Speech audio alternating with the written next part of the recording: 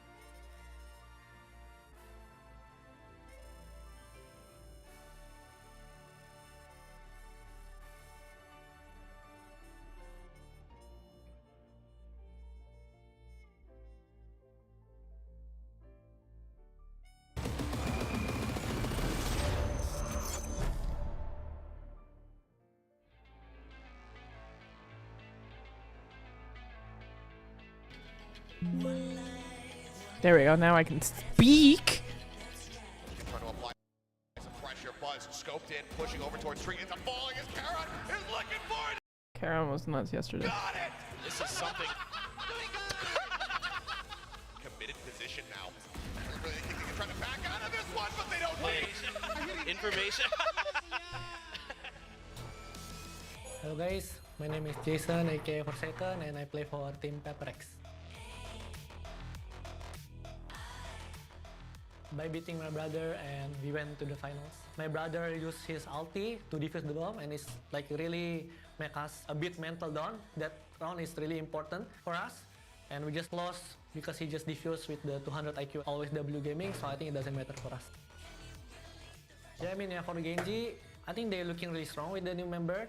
The player that I watch out for the most in Genji is Texture because he play really well and he show us that his duelist is really crazy. I mean, like on fire. So, yeah. Even though we play small number of games, but we reached grand final means we still one of the strongest team in Pacific. I'm really excited for Master Setter. I'm really excited for what we can show to you guys in Madrid, and I hope you guys just keep supporting PRX all the time until we can bring trophy for this year.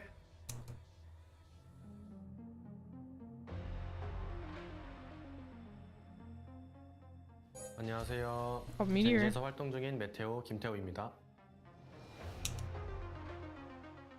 1경기 끝나고 이제 2경기 들어가기 전에는 진짜 한 걸음 남았다 얘들아 이런 얘기 많이 오갔고, 두 번째 맵에서 로터스를 했는데 저희가 세계에서 가장 잘한다고 자부할 수 있고 스크림 때 또 성적이 좋았어가지고 연습해온 대로 했던 것 같습니다.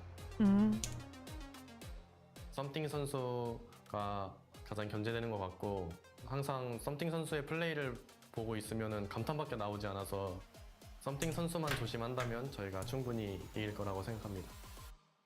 단 한 경기 결승전만을 남기고 있는데 페이퍼렉스를 이기게 되면 킥오프 우승에다가 그리고 1시드로 진출하는 걸로 알고 있는데 그 점도 저희에겐 유리하게 작용할 것 같아서 페이퍼렉스를 꼭 이기고 저희가 마드리드에 1시드로 올라가겠습니다.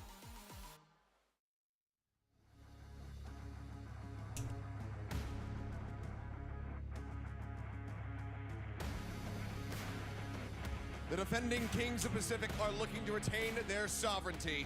Please welcome their captain, Forsaken. The master of mind games, a mind freak. The sultan of clutch divide. The king of flick shots, something. And The king final of flick piece shots. This chaotic puzzle, Moniette. They are PRX. The amount of cheering is just not there.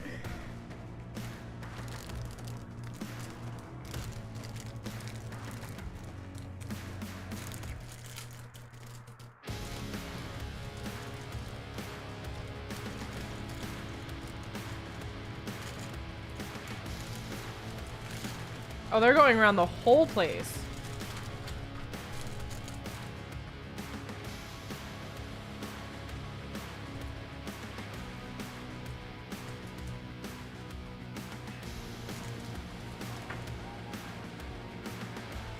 Are you kidding me? Where did it go?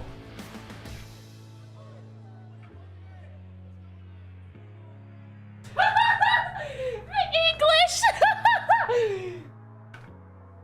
God damn it. I was trying to eat a fucking cracker, man. And it just split in half out of nowhere. And now there's crumbs everywhere.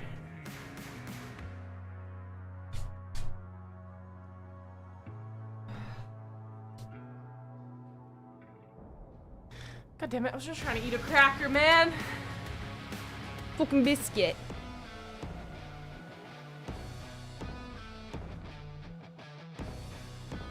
Transcending expectations, the squad has surprised us all with their determination and grit. A Royal Rotor challenger in the making, Karon, the pillar of Genji Meteor. Leading the team, their IGL and captain Munchkin, the highlight maker Lakia, and the ace up their sleeve, Texture. Please welcome Genji! And obviously, who do you think Korea wants to win right now? Genji.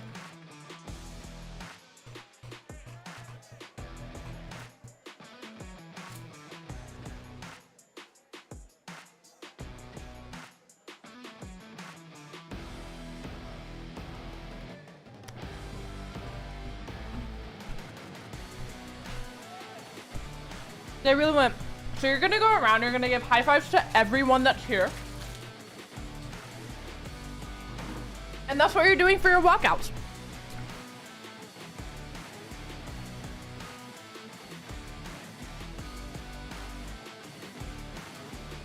Texture.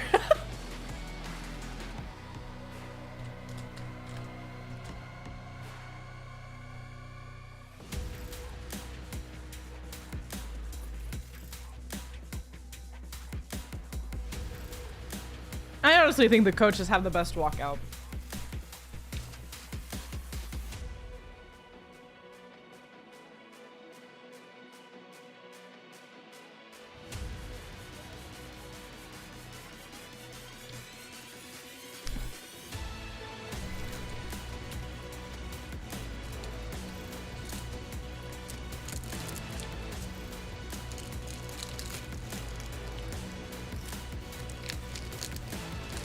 Holy shit, this is good.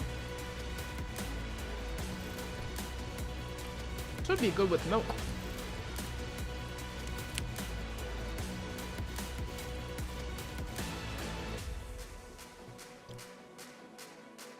It's best of 3 now. Or best of 5, right?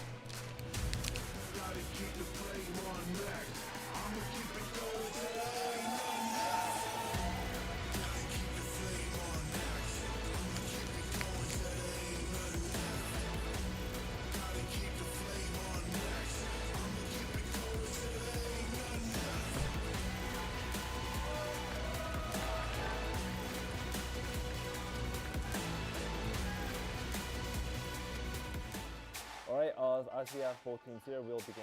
As PRX and Gen G go through their map picks, one can't help but wonder about Breeze, because that was the first map to kick things off between these two teams last time, and it was really close. It was close, but it did favor Gen G, so you might want to think twice about playing that same map again. But then again, after seeing everything play out, you know, we've seen Gen G's improvements all across the board. Now we're starting to think, like, maybe you want to watch out for what Gen G has in store. Like, maybe you want to ban out something that they're good at, like an icebox maybe? Yeah, I think you've got three tough choices here as PRX, where you're going to have to fall into a map that you're not comfortable with, whether it be Icebox, Breeze, or Bind, right? Like, one of those three is going to come through. They haven't played Bind yet, so kind of curious if that's something that Gen G is going to lean into. They were able to get over DRX. It was an overtime, a map that DRX has widely been very good on Bind. You know, talked about it yesterday, where obviously DRX beat Fnatic on Bind at Champs last year. Again, slightly different roster, but it is what it is. So my eyes are really on what does Gen G not want to play? Sunset. This makes total sense to me. Oh, yeah. PRX is just too good on this map right now. They've got so much control with that Sage Wall. I don't think they were able to dial up an answer in time. Yeah, they were really busy this kickoff, I would say. Just a bit. They didn't have much time to pluck that map apart. All these Gecko plays coming through, and it happens on Ascent as well. So interestingly enough, that Gen G picks it against PRX, because that was the map that PRX had a slightly better time against T1 on, with Forsaken and Fade and his Odin. Just a little bit. Yeah, a little bit. 13-6, a little bit. I mean, it's interesting. Both teams kind of maybe leading into the maps I didn't expect initially. So Gen G goes for Lotus. They lost to PRX on this the first time around. What have they been able to figure out? I mean, they do look a lot better on this map, especially with Meteor and Munchkin lurking around the map. Have been an absolute nightmare for other teams to deal with recently. All right, and then leaving Breeze for the last one. Bind. PRX hasn't shown their Bind in the longest time, but we also did see how Gen G counters DRX's Yoru pick on Bind, which again is something that PRX could do, but then again, you never know. Last year they suddenly picked out Arena, so I think we might see ISO up there. Oh, ISO! Look, there's like 4 agents Forsaken hasn't played yet. Deadlock, Deadlock, ISO, Sage. So far this, you know, the last couple of seasons. Gotta collect them all. Yeah, exactly. He's busy making his Pokedex full. Here we go into Ascent. Yeah. Classic compositions. Yep. PRX playing the same thing that they did yesterday against T1. Now, the thing about this composition for PRX, though, is that we need every single player to pop off, right? And while Monyet did have some great entries, stats-wise, it wasn't quite up there with the rest of the team. But again, it doesn't really matter if Something and Monyet are working in tandem to secure a lot of these sites. It's just I'm more worried about what Gen G has. Hold on, wait. PRX has no Sentinel. Played Ascent against Zeta Division shows that they absolutely knew how to play. That's interesting. Yeah, and I think you're gonna have a little bit more ability to adjust to the fast-paced PRX comp with the KO in there to shut things down. Well, the Tiger Nation is facing off the Rexes, facing once again to close out the Pacific kickoffs. Taking us through the action is Achilleos and William. Thank you very much. Yes, here we are, another grand final, but this time a very different face on the other side of the arena. PRX punching a ticket, as expected by a lot of us, to get to this point, to go to Madrid. But it's not DRX on the other side of the arena. It is a different Korean squad, Gen G, the young up-and-coming challengers, to see if they can take away the throne. Yeah, exactly. Of course, not entirely unfamiliar faces, right? We've got head coach Solo and Locky on that side. They have succeeded in D3 and DRS before, but this squad, a lot of people thought they're going to need a lot more time. Of course, the talent is there, but they're going to need to grow into it. They say, no, we want to get all the experience we can in kickoff and go right into Madrid with a strong force. And today, I mean, last time they matched up in Group C, it was a 2-1 map score, so it could go either way. It very well could. I mean, you're talking about getting experience. Gen G have been getting the maximum amount of experience, maximum maps, maximum matches to get to this point. Their ticket to Madrid is punched, but they want to go away as champions. They want to come back into stage I think that is supposed to go into milk. The trophy on their backs. Let's see if they're going to be able to earn it. Start things off nicely with a map win here on Ascent. Of course, a desk touch upon it, but the composition's no changes here from what they last showed. PRX having their own interpretation around this Viper composition, and they have used it quite a bit to great success against T1. So we'll see if Gen G has studied all the tape. Another difference, of course, PRX, when they went up against T1, it was against Execurate Cypher. And it did prove some trouble for Monyet's Raze, whereas he was kind of getting caught off guard a lot on the entry. It was really the follow-up trades that worked. This time, a little bit more familiarity with the Killjoy setups now on the A site. Looking to just delay that, looking for a retake for Gen G on A. Oh! Starting things off hot. Ghost in hand, takes down Texture.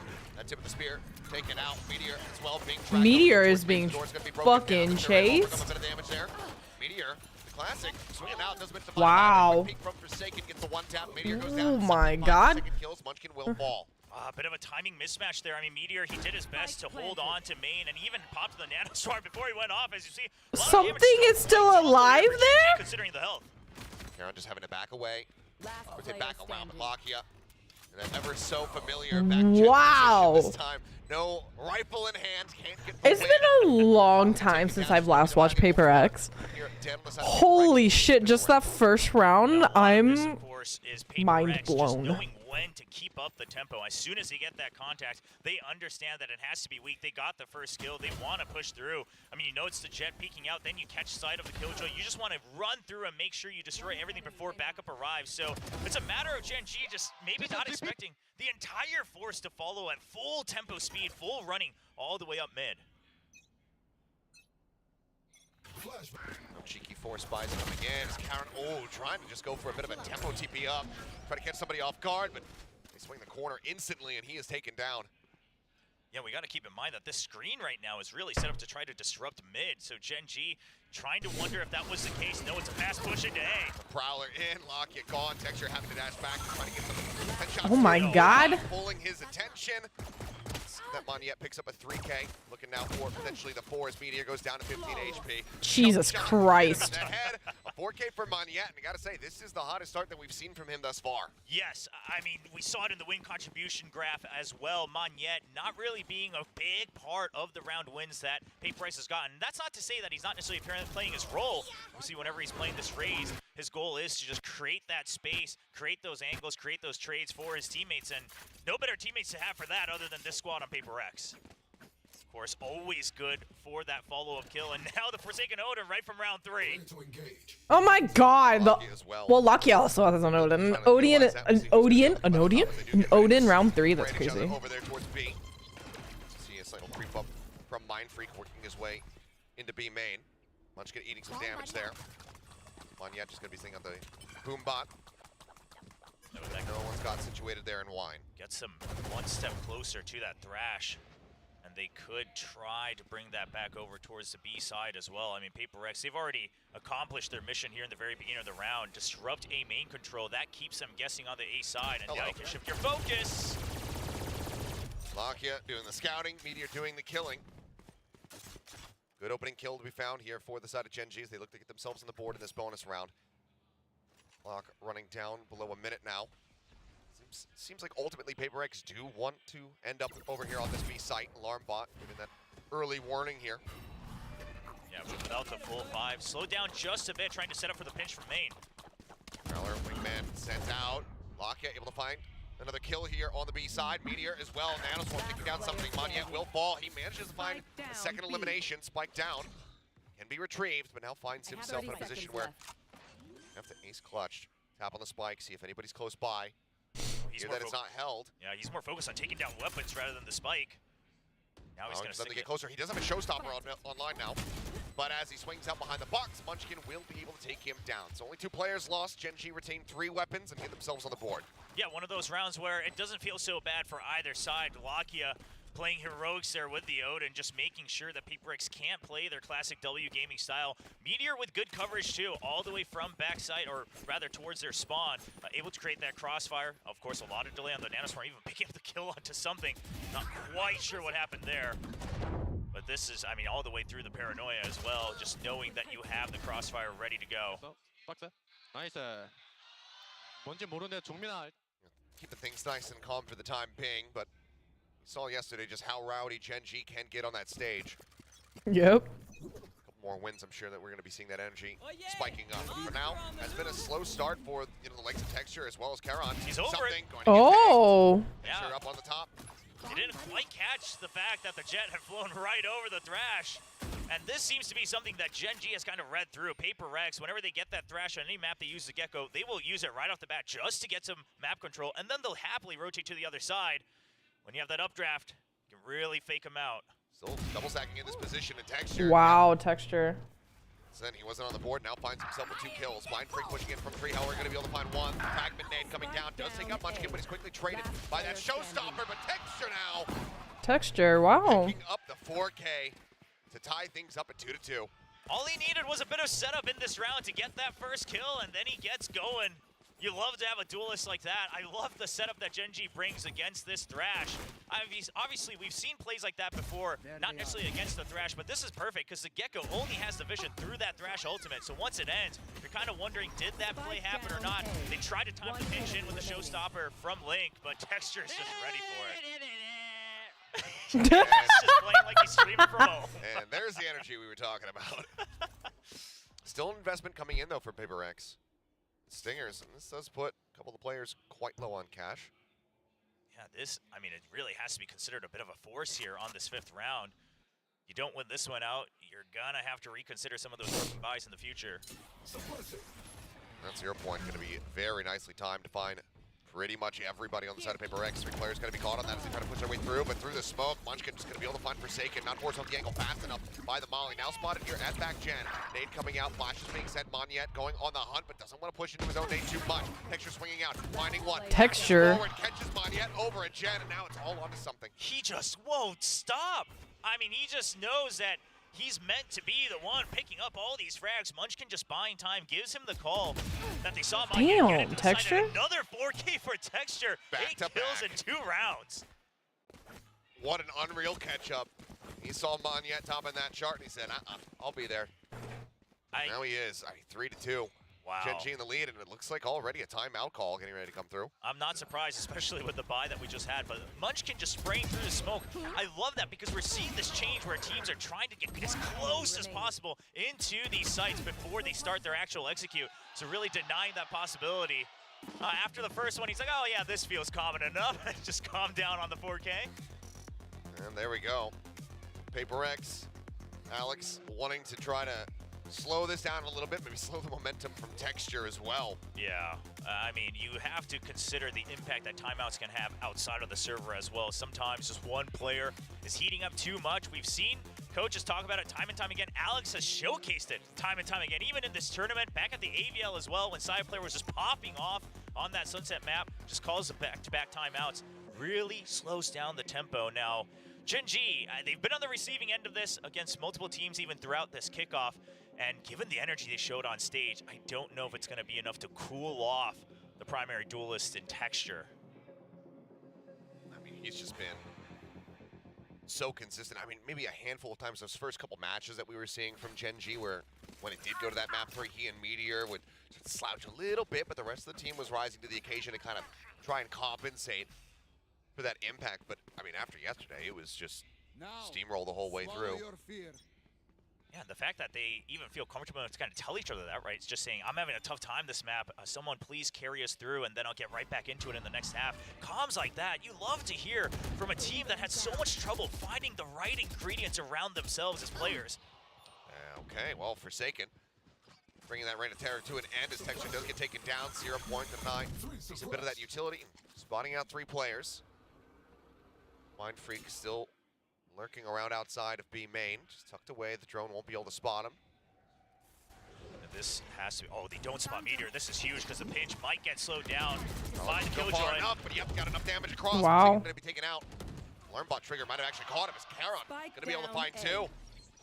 And after a good start and finding Texture, getting rid of the tip of the spear right off the rip, and suddenly down to Mind Freak and Devi. They were working some miracles yesterday.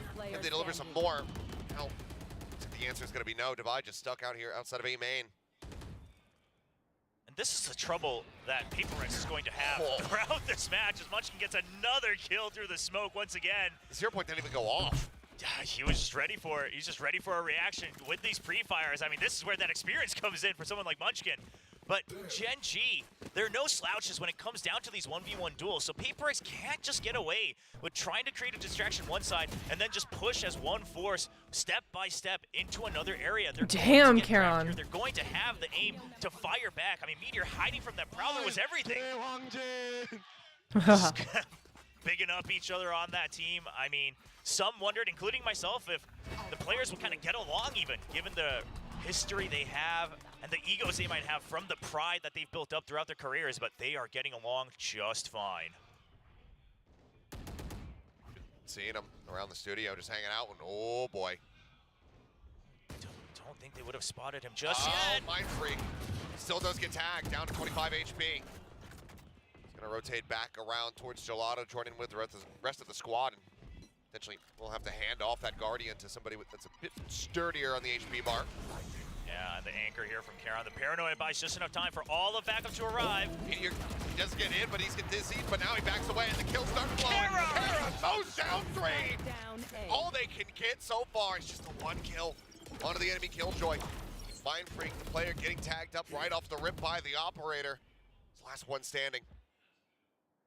He's had some amazing clutches yesterday, but with 25 HP and a Guardian, you have to imagine he has to save for the next 40 seconds, at which point, Gen G, there's nothing stopping him from going on the hunt, especially for Lakia. I mean, toss that Odin to someone else, go and make this Hunter's Fury happen for the next round. 30 seconds left. Karon could pull a divide. He could just go TPing forward and try to scout him, but Mind Freak will swing in. Texture will get the shot, and Gen G will continue upward, 5-2 now. It's impressive how many moments like this that Karon has in his very first VCT tournament. Yeah, he played one event in the offseason at Convergence, but even there, it took a little bit to warm up. Yeah, he had some individual moments, but it was a very short-lived event for the squad of Gen G. And head coach Solo talks about it, how he thinks, yeah, all these maps that they had to play really benefited someone like Karon, and he is fitting right in onto the stage. He's been starving for an opportunity like this. Now he's taking advantage of it fully. So many 3K highlights throughout kickoff. Oh. I was trying to ignore it. Just trying to imagine that it's not actually here. It worked before during this week. I mean, even PRX might be in the game, but this isn't like a T-Rex where we can just sit still and ignore it, and the pause ends up going away. So it is in fact going to be a tech pause, much to the chagrin of literally everyone. Yes, yeah. But we've been able to sort these out a little bit quicker here, so hopefully we'll be able to get right back into the game. But listen, things like this happen, and what's important at this point is going to be keeping up that energy for the side of Gen G, right? I mean, no matter what the reason is, it happens now and then. It's part of a real tournament, and for Gen G, it's about keeping that energy up, and for PRX, it's about not letting the thoughts get to your head, because obviously you can't discuss any of the actual gameplay here during this part of the tech pause. Well, looks like audio issue. Our old friend rearing its ugly head once more. All right, well, we'll see. Of fucking course it would be. Quick enough. Talk about the match so far, though. 5-2 lead on a comeback from Gen G after losing the pistol round. So far, this is one of those maps that's looking like you got the pistol, but what more did you make of it, right? You got the two rounds that you're supposed to get if you win the pistol. Obviously, the pistol won off the back of some nice shots and really fast tempo, as PRX often does. But then, once the buys came in from Gen G, they just fire right back. Yeah, it's just incredibly impressive. And again, I mean, for Texture to just kind of start things off, not really be present in those first couple rounds, and then just slingshot his way to the top of the standings. Karon as well was right there with him. Or I guess I'm ordering McDonald's, even though I really wanted fucking sushi. There's been any kind of real belief in Gen G, not since the 4-0 start and then the insane fall off at the beginning of Pacific last year.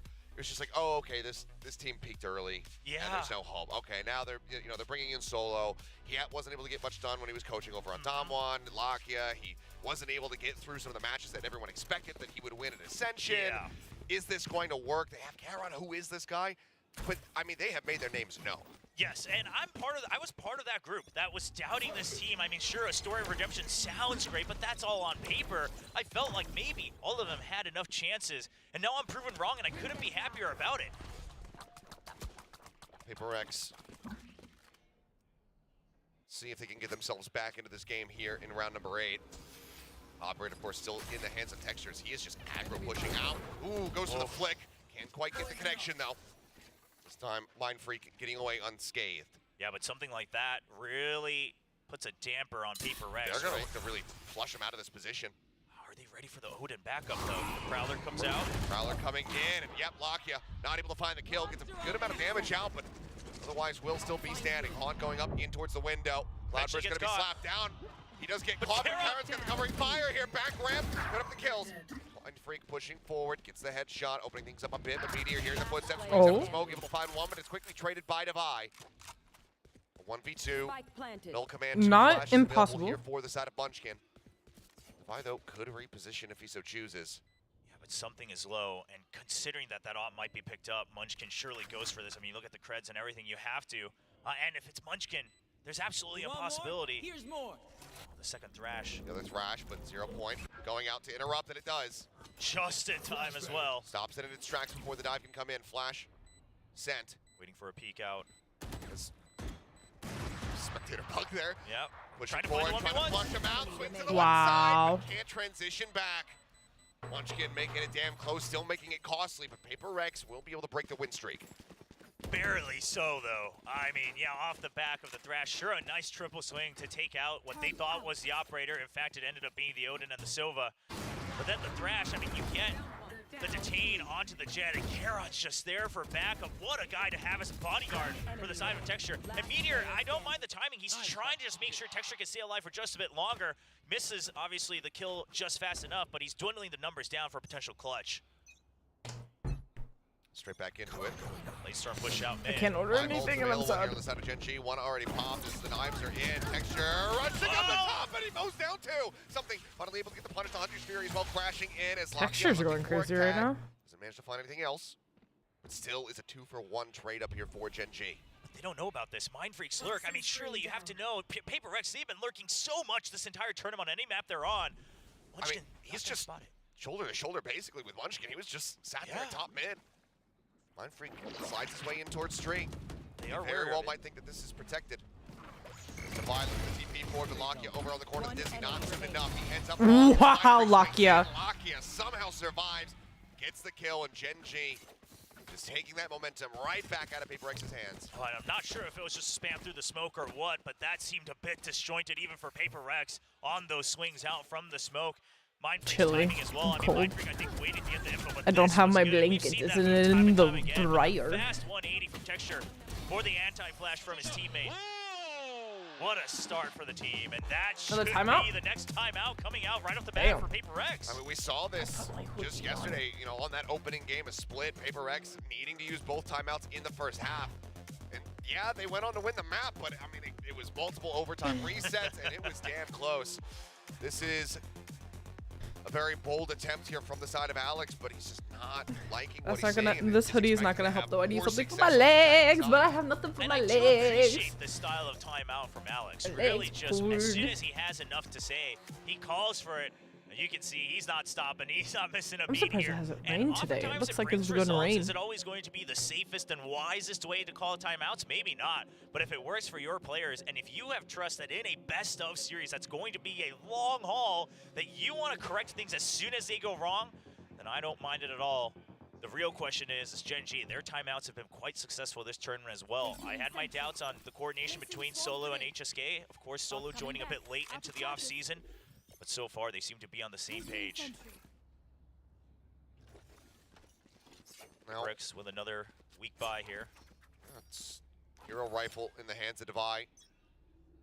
Sheriffs across the board aside from something. Otherwise, does have that classic, which was putting in some serious work yesterday. Prowler, check forward, lock, yeah. Gonna get caught by this one. Wingman's gonna be cleared out. Oh wow, Devi. Using that Hero Rifle to good use. Jesus fucking Christ. Down two. Now that can be an Odin recovered Meteor. Ooh, Meteor. Ooh, okay.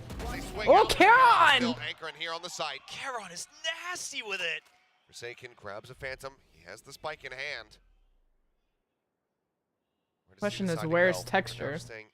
Sat here in market. Ah, Texture chilly. Swung around to Alley. And if he tries to push out, he's going to be giving them line of sight. Yeah, he has all the time in the world, though. Still a full minute, so playing for this mind game to try to get them to search for him first. I like it. Karon's going to get timing, though. Back online, but swing around. Karon eventually will find him a 3K. It's Gen G moving up 7-3. Great effort, you know, still here from the side of PaperX, considering the bye that they had. It's looking dangerously close. But Gen G have proven in this tournament they are the kings of the Thrifty. Oh, absolutely. I mean, that's how they shut down the entire team of PRX. And Lakia just dwindling down 2 is enough. It slows them down, gives an opportunity for Karen to find these 1v1s. And how many rounds is that where Karen's had a multi-kill? I gotta say, I think probably all of his kills coming from 2 or 3 Ks back-to-back as well. Keeping pace with Texture. As effectively a brand new player. VCT, that is always a good sign. Something, however, showing a better sign for PaperX. He takes Texture's head off. Monia pushing forward, hitting the switch. Market door now going to be shut. Something gets taken out by the Nano Swarm. That's the second time today. Right here. Bit of a brutal kill to be found. By trying to jump up there onto the half box. Narrowly avoids getting sprayed down by the Odin through the wall. Hit going to be invested. That's actually just to cut off that alley access, but as we can see, Gen G, they're not going anywhere near it right now. This is good news. Taking turns from it, managing to find one. Munchkin picking up the kill, but Monyet lurking, finding one, putting some shots there into Karon. Looks like he wants to go for the challenge, and he wins it. Takes him down, and suddenly it's the 2v2, the spike uncovered by this pit. Karon falls. Mindfreak able to find it, the spray coming in, but wow. Those tracer rounds just lead Mindfreak to his target. Locky goes down, PaperX looking to rescue this half, potential 7-5. Yeah, a little bit of an unfortunate round there for Gen G because they had their own lockdown as well, and it looked like most of the team was on board to empty the site for a potential nightfall. Texture just thinking he could get away with a greedy kill and dash out into market. Unfortunately, he gets taken down, and that's an instant trade all the way onto Meteor, and the plan falls apart. But if they can get back up to 8, they should be okay for the second half. Thrash online now, though. See if Gen G's ready for it this time. Well, last time it was used, we just didn't see much value coming through. Something getting caught, and then rush play outside of A. This time, though, again, eyes set on B. Lakia, no Odin. Thrash is going to be coming in. Recon does get the stride of the Thrash, not going to be able to make the jump. He's connecting. Monyet jumping forward, looking for him. Lakia even thinking about going for the drone there for a brief little second. The jump across comes in, but he's right in front of Meteor's gun barrel. He's able to take him out. They're still being approached on. Swing out some shots in the box, connecting there on a Forsaken, whittling him down. Lakia trying to hold the line. Does eventually fall. Something cleaning up too. Meteor going to get taken out. Karon will die. PaperX just picking them off one after the other as the rotations come in. They will be able to get this back to 5 at the half. I feel like Lakia and Meteor did everything they possibly could in the entire multiverse to stay alive there in the back of sight. Bought a lot of time. Yeah, and yet, as the backup arrives, it's PaperX who are able to actually just flood the site and then hold all the trade angles, all the crossfire. So PaperX, when chaos comes, they know how to adapt into it. They know how to really thrive in those situations. And I mean, now suddenly a 5-7 half. This is not what Gen G thought they'd have going into the second half. Of course, getting 5 in a row, starting with their first bye round. They still do have that innate advantage of having both timeouts in the back pocket. Sure. But we know how difficult it can be to stop PaperX if they start stringing together those rounds, if they start getting streaky. And even the timeouts might not be enough to really try to slow their roll. Gen G going to be looking to come out here with that pistol. Tie up that score line and get that much closer to closing out this first map. Yeah, and something Gen G will have to keep an eye on is, of course, some of these retakes that PaperX has planned with this composition. I mean, so many projectiles, so many different mollies and nades that they can throw out. And on top of that, the toxic screen, if you watch back to their gameplay, the toxic screen really does give a lot of tells on what their retake setup is going to be. So we'll see if Gen G is able to keep tabs on that round to round. For now, just in a wall cutting off mid. Little bit of that catwalk access as well as B main.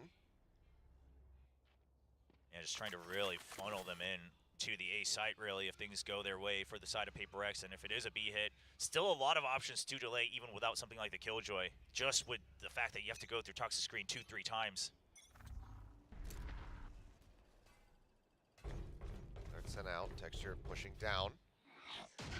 Spotted in mid so far, and something hanging back avoids that 0 point with the drone over the top. Will be able to spot him. Is he getting ready to come through? And someone shot the drone. Forsaken as well. Texture gonna come on. Yes, the flashes are in. Texture gonna wow. go find 2. A site very much open at the moment. So break the window, try to fake somebody going up, and Meteor Just gonna look to hang back, lurk there within tree. Pulls all the way back, usually over to short. So far, I don't believe he's been spotted. No, they still have the numbers advantage in the site as well, so they're just trying to buy enough time, but Mindfreak. Great check for Forsaken as well, off screen, getting the shots through the box to be able to take him down. Munchkin now looking to try to hold the side. Dizzy up over the top, does manage to get the flash out. No one's in Blinded up. Where is Lakia right now? Actually able to steady the aim, finds a headshot there on a Forsaken, and now something with everything to do. He's been spotted, shock dart, a little bit of a botch there from the side of Lakia. Is the wingman now going out to try to start this defuse. To push forward, something needed to win the fight versus Karon, but he can't quite get it done. Gen.G will tie up the pistol round count and now move up by 3. I mean, we know that the devs over at Riot were just waiting for that wingman to finish that defuse just to showcase what Gecko is possible of here at the pro level. Something, of course, someone who's capable of it. But what a great fake sell from Gen.G, sending both of your initiator and all that utility all the way up through mid. You send the 0 point, you send the drone, really selling that you want to go for a B pinch, and then it's just the forces barreling through A link. PRX just bit right onto it. Nothing more than that. No force ups again. We saw them, going for that force buy, which is uncharacteristic of PRX overall yesterday, and finding great success with it. This time, they're all at B. And they're all at one B. share for the hands of Mindfreak. And this is a nice play by PRX, because this is that screen that they often like to use for a retake onto B. They'll pinch in from both main and defender spawn. Try to utilize that toxic screen for a nice pinch. Just trying to sell the fact that they're not here, but no info now. They want to start dwindling it down. They're swinging out, but Oh my god, Meteor gets 2 there? Despite the fact that he only has a ghost, and he also puts the buy down at 44, Mindfreak at 76. Couldn't ask for much more than that from your Killjoy player in that position. Where are you? Now Spike can get planted. Toxin screen down. And if it wasn't for the Sheriff and the Ghost, you have to imagine this is one of those rounds where you just call for the save right away, go down to the Spike, but they're not even in a good position to do that. Looks like they will try to wait for it. Just trying to pick off some early kills, trying to bait them out with the audio. I'm so cold. Like My Gen.G leg is just have crazy. such a strong read on it. 0 point, they go check towards heaven. Now Munchkin is going to be spotting over towards trees as they reopen the door. And as they see nothing, very much assessing that everybody's going to be on this side of the map. Mindfreak will be able to take one more down with him. Trying to bring they're this to trying Munchkin. to juggle it over. Munchkin. Can he get it? He Oh my god. He was celebrating for a little bit, so he wasn't paying attention there, but... Well, I mean, this esports thing doesn't work out, Texture. You can join the circus. Fantastic juggling. It's things like that where you start to notice that Gen.G's really in it for the victory. They really want to get this first title in 2024, because little things like that could make or break the snowball towards a map win. This is, the round where it has to be the turning point, it feels like, here for PRX. Coming into the bonus. Still so much firepower available to Gen.G, but Odin now brought into the fold by Forsaken on the opposite side of the map. But once again, Gen.G just finally able to stray away from the heavy presences. Devi is super low, so is Manye. They get whittled away. That's going to hurt a lot. The paranoia down. You know that you scratched up a lot of members if you were a Gen.G player. So you know that the A site should be weak overall. Meteor going back to try to just disrupt the default just a bit from PRX. Make sure they have to spread out once again. Just activates its turret and now returns. Yeah, peeking back out. Smoke comes down. Gen.G just going to be cutting noise and starting to drift away. Wingman not spotting anything. Potentially recoverable here for the side of something, but still considers it to be a great risk, and now it certainly is one. See if he's wise to this. A little wary of the catwalk push, but not quite down on the grass. Oh, the timing jumps away. Munchkin's going to try to sell a fake. On to B once again. He's going to do his damnedest. Monyet in position here. Just waiting a little bit more. Just cutting off the backup should be enough here for Munchkin. Oh, he hears a rotate and he calls for them to go to B. What a brilliant call. Swings out, but he's not ready for Mindfreak, but they actually miss each other. But Mindfreak, he could just be able to shut this down, depending on when he decides to swing out. The time's so very limited, but now He's turning his sights away so the spike can get planted. Monier coming forward. Monier. From Munchkin. Looks for more. He gets the third. Mindfreak now the last one standing on this side of the map. He's going to come up with 3. Something getting ready to join in, pushing his way in through market. Texture on his lonesome. Try to clutch it out. Swing onto the corner. He gets the headshot. They knew where Mindfreak was. Can he read where he is now? Push down. Wow, Texture. The clutch coming through. Gen G now moving up to double digits. This is beautiful. This is beautiful from Gen G. You have an incredible call from your IGL who puts himself at risk to not only sell the fake, but you are still looking at the clock to say that we have time to rotate if I hear them starting to flood back to the A side. Then a brilliant triple kill, and then Texture to clutch it on a bonus.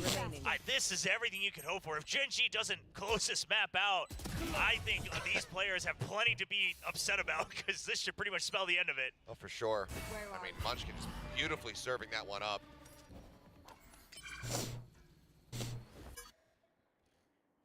Once again, just slowing things down. Spotted now is Texture. Something able to find the headshot with the Sheriff. Backs his way out. Meteor, same time, however, catching Mindfreak on that lurk forward out of B main. Forsaken as well. Trying to push Meteor's this. low right now. Meteor at 11 HP. Severely disadvantaged here. They're going to back away and miss each other there in the end, but Karen pushing up into bench. Taking down something. Giving that advantage back over to Gen G as Lakia is here, sat outside of Gelato, and this time Monyet not going to be able to win the fight. Right with that stinger.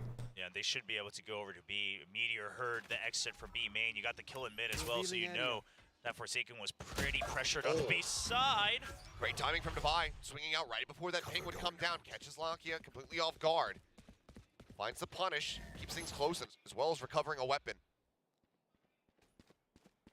Charon, it'd be wise to just tuck in somewhere, make sure that you can cut off the backup, maybe get some info. They're a little scared because Meteor's so low. 30 seconds He's going to try to find this right now. Forsaken is not thinking Wow. about it. Karen finding the kill, leaving out Devi on his lonesome. Cover going out. Find a quick pick on the Meteor, would bring it into a 1v2. He still holds on to a Paranoia as well as 1 TP. Yeah, but 3 members, they can watch every single possible entrance. It doesn't matter if the mind games are here or not. Shadows traveling. Does he go for a shadow step here? I love that Munchkin enters that smoke right away. Doesn't want to take any risks. The flash into the back, but now they're very well aware of his position. The swing out. Wow. Meteor does remain standing at the end of it. 11 HP and 11 round wins. Gen G 2 away from taking their map pick of Ascent in dominant fashion. And then finally an operator comes online for PRX, but it just might be too late. What Gen G's been doing here is really just shutting down the possible compositional advantages that PRX is looking for. I mean, they have so many ways where they could really initiate this attrition of all that utility. It's like they're also just waiting for them to push. And they just have, I mean, Gen G just has the counters to it. Obviously, this composition, the classic composition I said, it's good for a reason. Texture up and over, diving his way in towards the B side, but no one there to greet him. For the snake bite, now the free entry coming through. Spike will get planted. And as Meteor plants this, that's also going to give him a lockdown. So many ultimates here for the side of PRX that they're just 1 away from things that they could very well utilize and would love to have to try to get this retake going, but now it's just going to be that tempo lockdown coming through. You have to flood it. They're going to have to try to rush, break this one down. The Dizzy is there. Knives coming back through, though. Locky with the covering fire, able to take out Monyet. They got the lockdown, but they've lost the war. Mind freaking something, last one standing. The off, able to find one. The rush in. Oh my god. Takes him down, draws up the weapon, but Karen's already wow. Gen G. Now at map point. I mean, Texture pretty much asking how big's your mouse pad something, because you ain't flicking for this one. Shuts him down. Even the high sense not going to save you there. My gosh. And I think one of the things that might be, I mean, sure, they face against each other in Group C, but one thing that really is keeping PRX scratching their head is you just haven't seen a Korean squad play for contact like this. Yeah, for sure. Yeah, they just greed for these duels, and they're not backing away from it. The confidence right now is just something that is so dangerous that PRX has to deal with, but breaking the confidence of Gen G has proven to be incredibly difficult for every single team that has faced them thus far. Oh, they push. Wow, they want to send a message. try to take down this pit. Swing on the corner, something dead, pop flash up over the back of the wall, gets the full catchy in on a Forsaken, another one in hand. There's Monnier. Find the kill. Showstopper at the ready, spotting Lakia dead. Monnier keeping in this one, and also finding that spike. Texture, however, around the back. Regains his audio, dashes away. The Boombot only able to find the kill. 7 bullets remaining here. As Meteor, the covering fire, out in mid. Finds out, Wow. and it's a 1-10 to finish the map. 13 to 5. They were very dominant in Ascent. Holy shit. Getting a confident win on your map pick when they faced off against each other in the groups. They took each other's map and went to that map 3, where PRX brought out this unconventional no duelist competition at Sunset. That's what shut them down. But Gen G comes back and says, now we've got some tape on you. We've got all the warm-up we need. Even Karon has now gotten used to the stage. And immediately, Coach Alex wanted to make sure he doesn't forget all the things he saw that they need to fix if they want to extend this best of 5 in the finals of this kickoff tournament. Wow. An incredible display put up by I'm gonna go 9 and 3 from heat up some Texture food. on Hold the on. scoreboard. Just a monstrous KDA from him. Gen G, what a start. We'll see if that carries forward because Split is going to be on the horizon. But first, we'll let the analyst break down all the action here from map 1. What an incredible performance by Gen G. They definitely had the PRX Zoo comp figured out. I mean, the moment Solo picked Descent, we were like, he's either insane or he's figured it out. Yeah, I was actually pretty worried about this pick, to be honest. I thought, oh man, the PRX look really good on this map. Like, what are you cooking here? But clearly it's looking great. I mean, it's so many things going right for them. The firepower is not lacking today. It's the same Gen G we've been seeing throughout the entire year.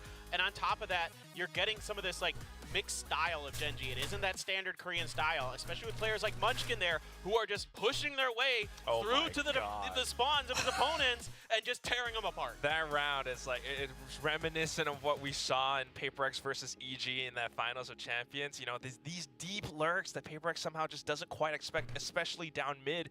And they have the aggression, you know, they got the early contact and they continue to push through it. And Texture is someone who, I don't know how he gets those tailwinds. The timing of it, the way he dodges some of these utilities sometimes, it's just too darn good. Yeah. It's crazy. There's a lot of them hanging around spawn area, and that's where PRX tends to go down. Munchkin with that Guardian tap. Oh, my on the Monnier. Oh my god. Ooh, that sent shivers on my spine. I mean, that was absolutely nasty. And think about the fact that, you know, they were juggling the guns to get that Guardian into play still. Oh, and their head is so in the game right now, it's insane. And the other thing is like for PRX, it's a tough adjustment because T1 plays nothing like this. Like, this is way different. T1 doesn't really take much mid control. They leave it pretty well open. Sometimes Haya's player is there, of course, to try to, you know, use the op or whatever, but for the most part, it's left open, and it is not the case at all for Gen G. They're going to try to punish the weaknesses in your defenses, and they absolutely did it. They're like to a treat. I mean, the thing that stands out to me the most, if you take a look at the bottom of your screen right now, is the 5-round win streak on the Gen G's defensive half. Because, you know, PRX wants to start out strong on attack. That's kind of their whole game plan. That's what this composition is about. You got Raze, you got Gecko, you're trying to break things open, especially off of that Dizzy. However, Gen G has clearly figured it out. You know, there were times with that A-split point that PRX repeatedly tried to pull off. Texture gets an early pick. They are set up, they've stacked up on the site. You have, I can't remember if it was like Munchkin or Lakia, but someone hiding in the corner of A site, just right outside of A main. And they're just preemptively shooting down that Dizzy that gets sent out. So no matter what PRX throws at them, they always get numbers advantage. They're ready to receive contact, and Gen G just shows that they have that preparation. And apart from that, I mean, yes, MVP is Texture, but can we talk about Karon for a second? There were some of these rounds where he picks up impact frags, just holding Boathouse on B site by himself. 1v2 clutches, 1v X's, and he just does so much.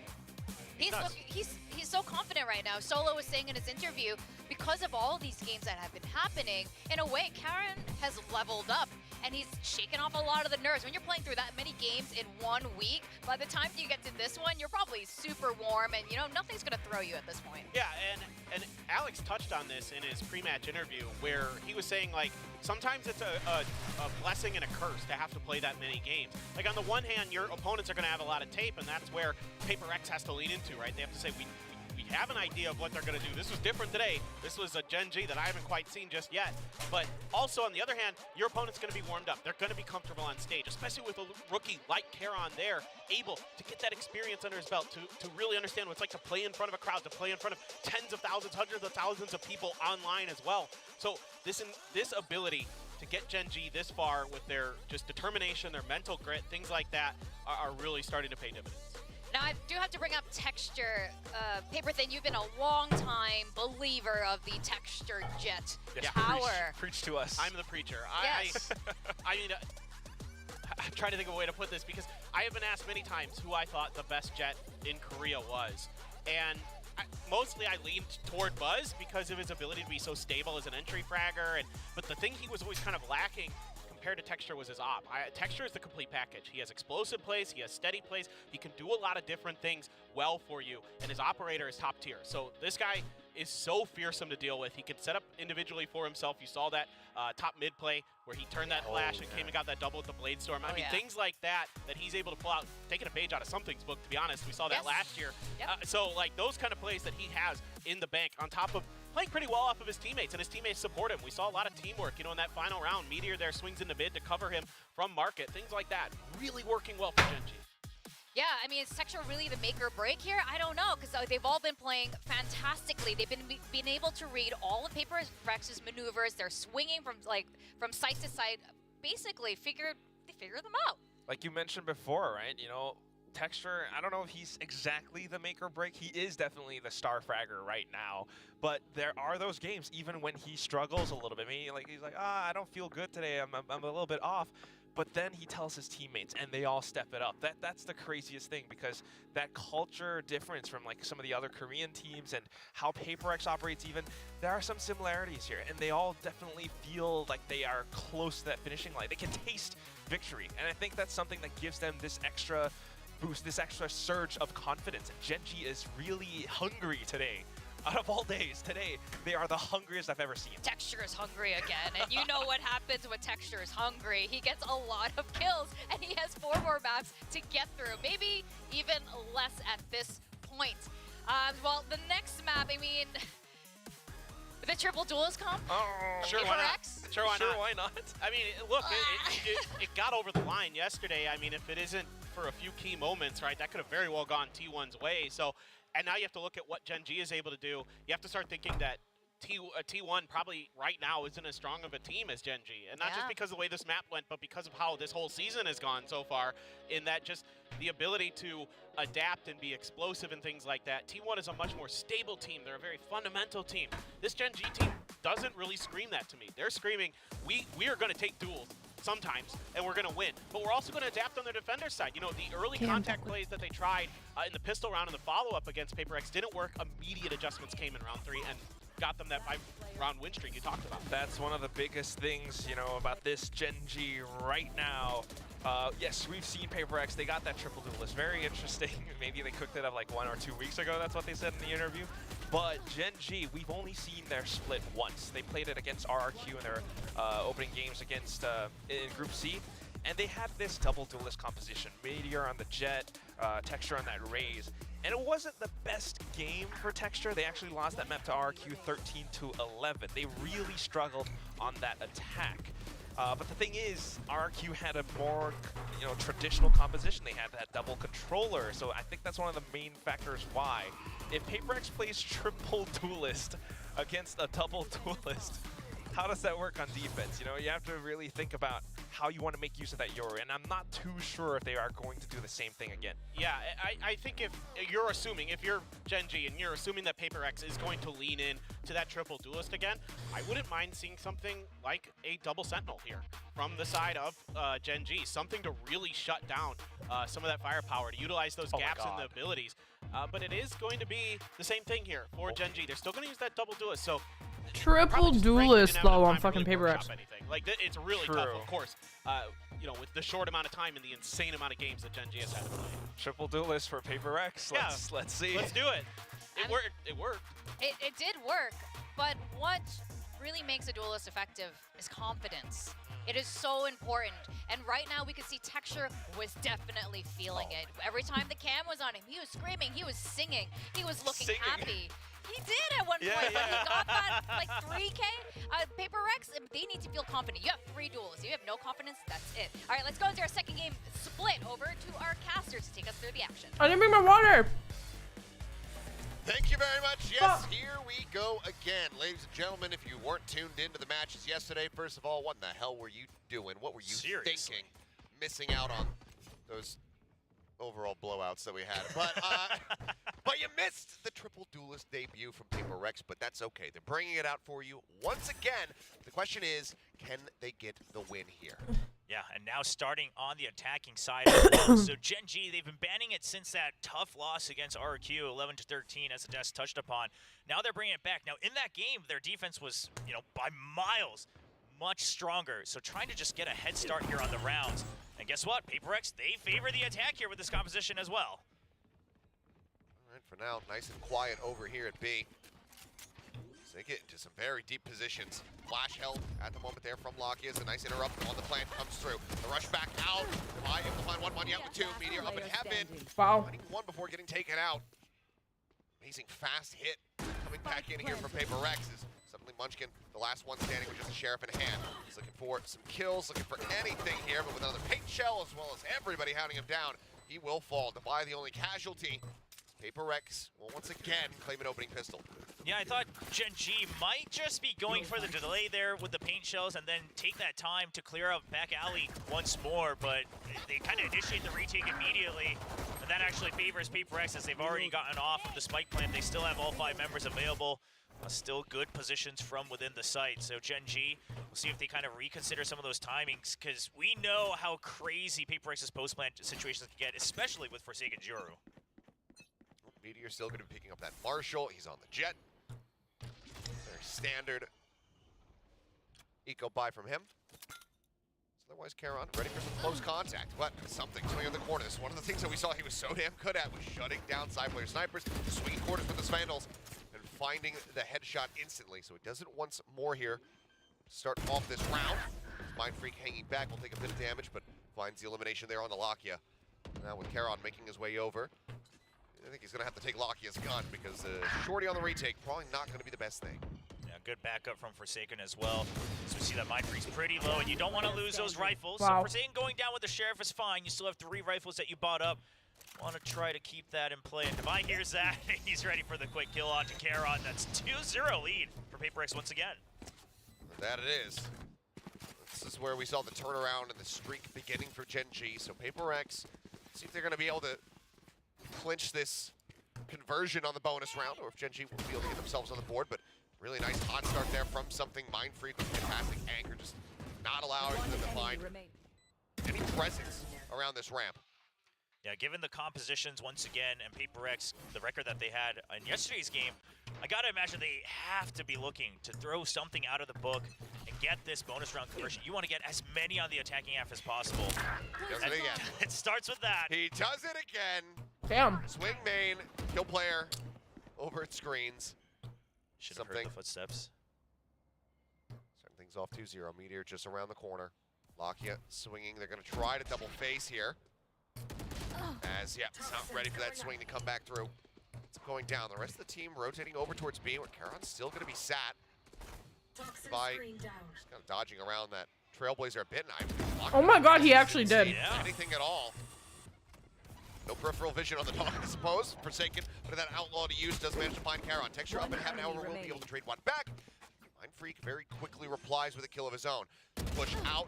Bit of damage there on him on yet. Cancel on the plan for now. Means that Meteor does manage to find at least one more. But widely, with the teammates coming through, Paper X not going to be concerned about their losses whatsoever. They convert the bonus and start off 3-0. I'm a little shocked at how confident Divide was that the Trailblazers didn't see him. I mean, he just knew exactly the angles that it would be able to scout, especially around the toxic screen. I think that's more so what he was banking on. The fact that, of course, when you're right up against that toxic screen, your vision does get blurred a little bit already. And with all that distraction, you know that the site should be weaker, and that's going to be an early That's time. early You gotta timeout. imagine from the Gen G side, finally using one. Nah, it's Alex just saying, all right, good job, guys. Yeah, he's like, this time I want to tell you, good job for once. Keep this up. Just do more of what you're doing. But yeah, I mean, first time out call that we're seeing from the Gen G camp, just given how far ahead they were and how much in the driver's seat they were on that opening map, never needed to really pump the brakes. So after dropping that bonus, we'll start talking about what the game plan is going to be. And they're identifying so far, but it's also difficult because at the end of the day, these rounds are starting because something just swings a corner and headshots you. Yeah, I mean, when you're already down one man, and you know, I was almost going to say PRX not really gaining that much more space after something goes into the site might bite them back, but it works out. Gen G gets a little curious because they still don't have as much information either. Of course, they're also running a double duelist here, so not as much util that you're used to having, especially with the sky changes. I am curious if Gen G might consider trying not to use the operator too much, right? Don't try to build up to that too much economically, because you might get the first kill, but when you've got the Raze Gen and the Yoru, like, all TPing into sight, that just spells trouble. Oh, I mean, we saw how easily, for the most part, Forsaken was able to deal with those operators as well. Yeah. When he was the one going into the dimensional drift or just TPing into a position where they suspect that side player was going to be posted up, more often than not, he was coming away with those eliminations. So it could be the game plan that they try to stray away from that. We'll have to just wait and see as things continue to develop. For now, full stack from Gen G over on the A side, as they are very quickly going to learn that they have gambled wrong. Wow, that's unfortunate, and PRX will just wait to have somebody that needs an ult point try to go for the spike plant. Monyet finally volunteers. Saying Showstopper's pretty good. I guess I'll take that. And knowing that they had the time as well. Now, I'm going to be curious if PRX all decide to push back out of main, because it looks like that's the idea. They don't want to push any deeper into the site. So PRX, perhaps the idea, not really necessarily going for kills, right? They just want to say, we want to snowball as much as possible. We want to keep the weapons we have. Don't necessarily hunt for kills. If they die to the spike, that's it. Creep it up. Mind Freak finding one. Charon. And off the back of that damage there, gets the nice headshot. Yeah, you're going to want a double stack here. Something alone could be dangerous. Monyet checking all the way back over towards spawn. Heaven for the time being, not being checked. As Lockett will fall, but Charon with another nice shot. Texture as well. Getting some solid damage in. As Charon's going to be able to find 3. They clean him up. They can't stop the spike from going off. PRX, they will be able to get up to 4, but Gen G doing some damage, recovering some weapons. This is by far the absolute worst case scenario for PRX on that round. Sure, you're supposed to win the round. Yes, you can buy up to most of your weapons, but giving over those kills and the free weapon upgrades, that allows for the operator to still be a considered purchase here for Meteor. That gives Gen G a ray of hope to get back into this first half. Potentially, I mean, Meteor not going to give them the opportunity to really swing in towards main. He's just going to try to greet them off the rib. Does have Lockyer to try to back up, heal a bit, but with the dimensional drift coming through, he's just going to have to back away very swiftly. Now the Paranoia as well crashing in. They're all in. Forsaken is out of the portal. And Damn. in hand. Lockyer falls, something. He has a is the judge. one, of course, the headshot Meteor at the same time. Munchkin will make his way up into heaven. Will be able to take down the enemy jet, but now a 3v4. Such hard angles to try and clear. Divide holding ramp. Shuts down one. Karen just +40 into heaven, still managing to find the elimination there. Texture waiting on that flash, swings in, and wow. Forsaken's going to be good for it. A 3K here from the Yoru is PRX. Well, not going to be losing all their weapons this time around, and in fact, they pick up the operator themselves. Yeah, you can imagine how you're going to counter the Yoru all you want, but once you hear that little whisper from the other dimension following you all into the site, things get a little chaotic. We even have the Paranoia there to assist as well. That just really sets up all 3 duelists for a great entry. And I was going to say, overall, this is actually one of the first matches where I felt that Devi had very little impact, but right there, holding that close angle, trying to get back into the swing of things himself. Still a purchase coming through, but obviously the operator not in hand. Something just going to look to eat some of that damage. As the Trailblazer, nice timing, does get cleared out before it can spot him in this position. Flash coming in. Oh my god! Not ready for it, ends up getting taken down. Dominance continuing from PRX. Now, Gen G, they can't get too curious about this. I like that they're retaking control of ramp, but that's about all you get. You try to push in through the smoke. That spells trouble. But look at this. I mean, because of the just lack of sound, they're drifting off. They're moving away from this A site. I don't blame them, because otherwise you're down to a 2-2 split, right? So I guess they're just saying, listen, worst case scenario, we go for a 45 retake. You do have the Cosmic Divide. We'll see what they have cooked up. So I don't blame them, but you're right. I mean, they go for the gamble because they don't hear the audio anymore, and it's going to be, once again, another free site for PaperX. I mean, you know, they're happy to fight, but they're just saying, okay, well, if we go in for free with no content, we'll take that as well. The handoff to Monette. Showstopper now online. It's Gen G. And how far do you really push to try to get this retake going before you just have to call it off? Lockheed does have a stinger, so he wouldn't mind sacrificing for the, you know, chancer to try to clean some kills up. The showstopper doesn't come out. Don't find much of anything there, and Oh my god. Lockheed will be able to find one. Karen. Karen now, though, last man standing. Push onto the corner. Is going to get the kill into something. He was down to no HP. Snappy as all hell, though. Finds another kill. Goes into the Astral Form. Sends it to Cosmic Divide. Mind Freak sends out the Paranoia. He tries to swing the wall. TP's in behind him. Oh, wow. Karen thinking he was up above.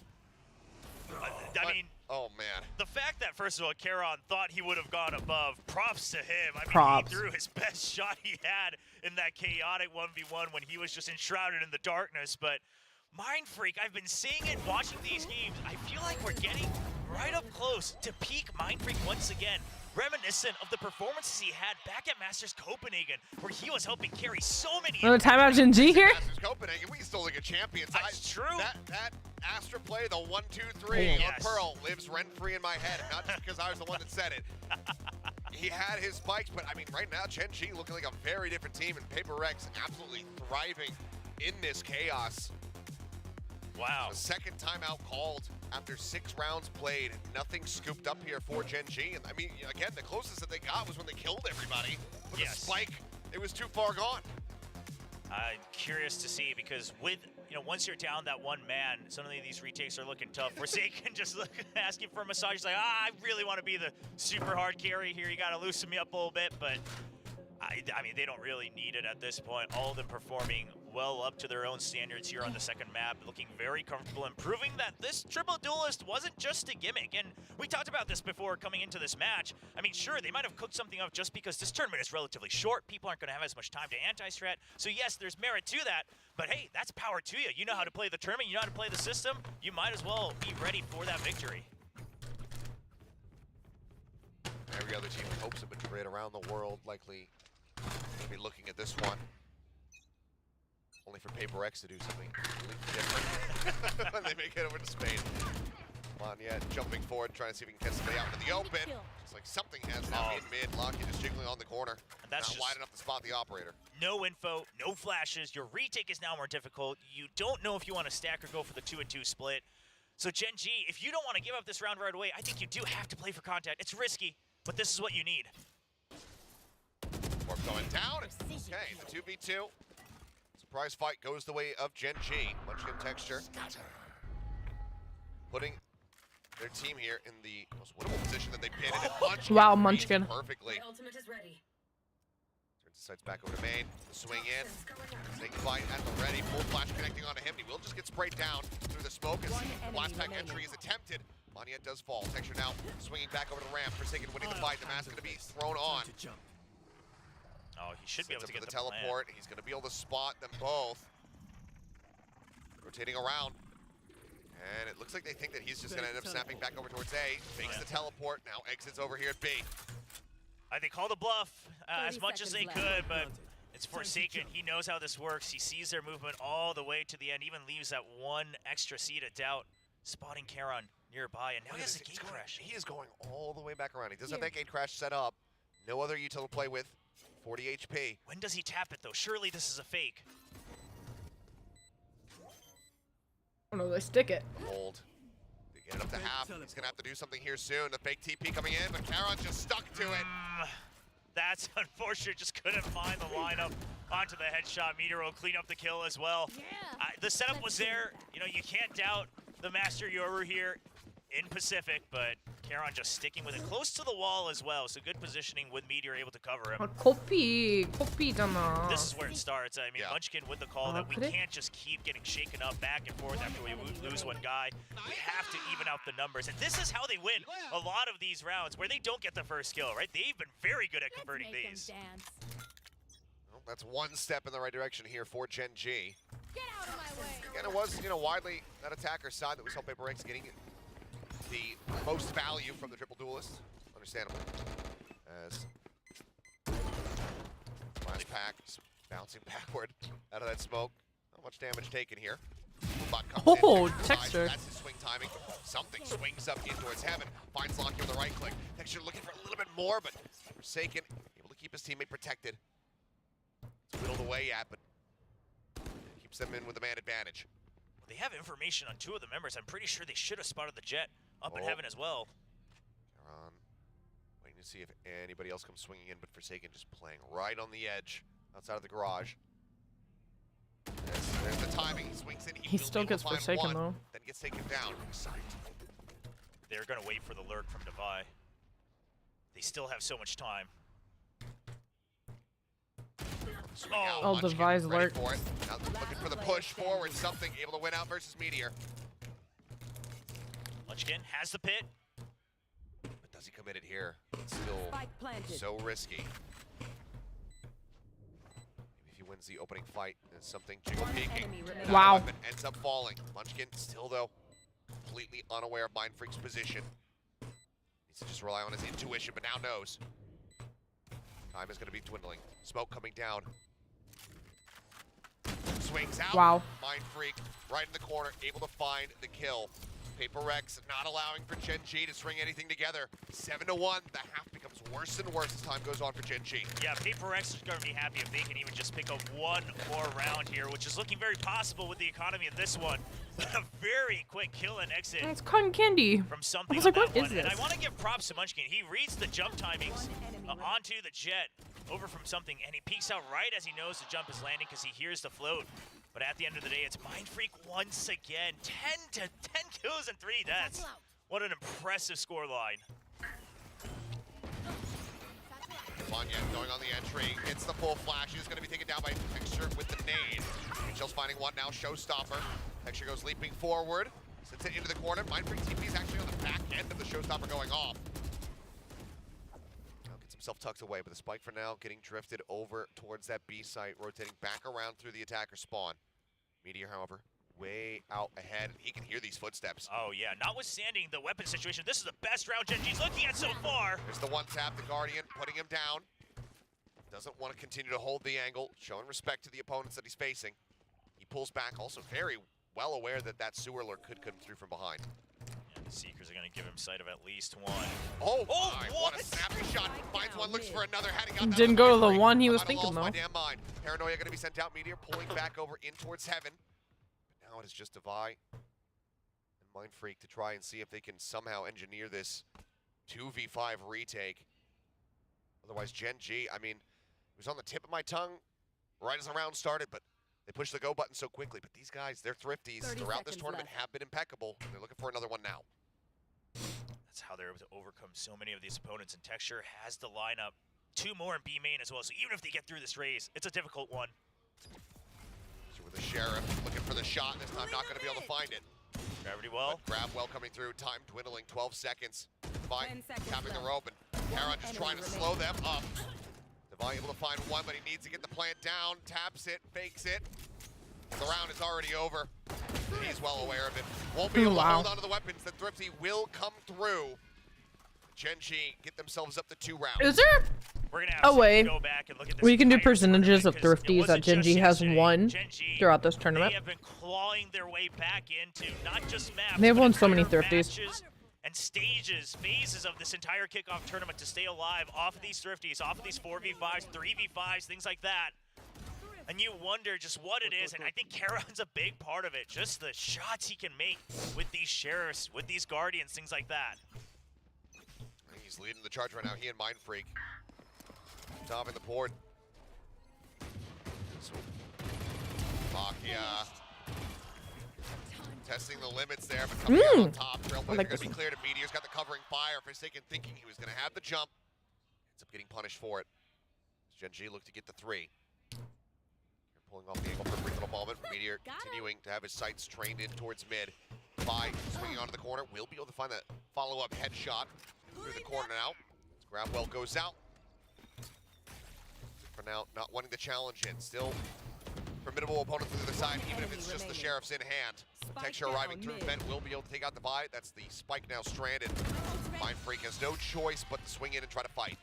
He'll go down. I'm not sure if this was necessarily called out in their comms, but Charon not peeking once more after activating the grab well, it just shows how much experience he's gained throughout this tournament as an entirely new rookie. Because obviously, with the grab well activated, he saw that the Omen was still stuck in that area of effect. He could have gone for it, but if he dies there while everyone is waiting for that extra duel, the last duel in mid, that's a rifle given over one more chance for PaperX to claw back into the round. So he just says, I won't give it to you. I'll wait for more backup to come, and we'll swarm you for the last kill. And we only have the timeout being called here from PaperX. So, I mean, a bit of a moment to kind of talk about Charon a little bit more and maybe explain to those who don't know what a Royal Road is. Ah, yes, because I guess for Charon, this is exactly that opportunity. It's when someone obviously just enters into that tournament for the very first time and they're able to go all the way to the very end, winning the title. And for Charon, it's not just this tier of tournament, it's not just this event or this series of VCT. It is just everything in the entire professional Valorant ecosystem. This is going to be his first time playing at an official tournament during a regular season. And for him to win a title of Pacific Kings would be nothing short of miraculous. Yep. It's on a good pace, and I mean, He's 11-6. Let's say they take the series. Right now, Charon making a damn good argument for MVP of this grand final. See what happens. So there's still plenty more Valorant to be played. PaperX still out in the lead by 4 rounds. Gen G want to try to claw that back as much as humanly possible. Take back from Devi, anticipating some forward aggression.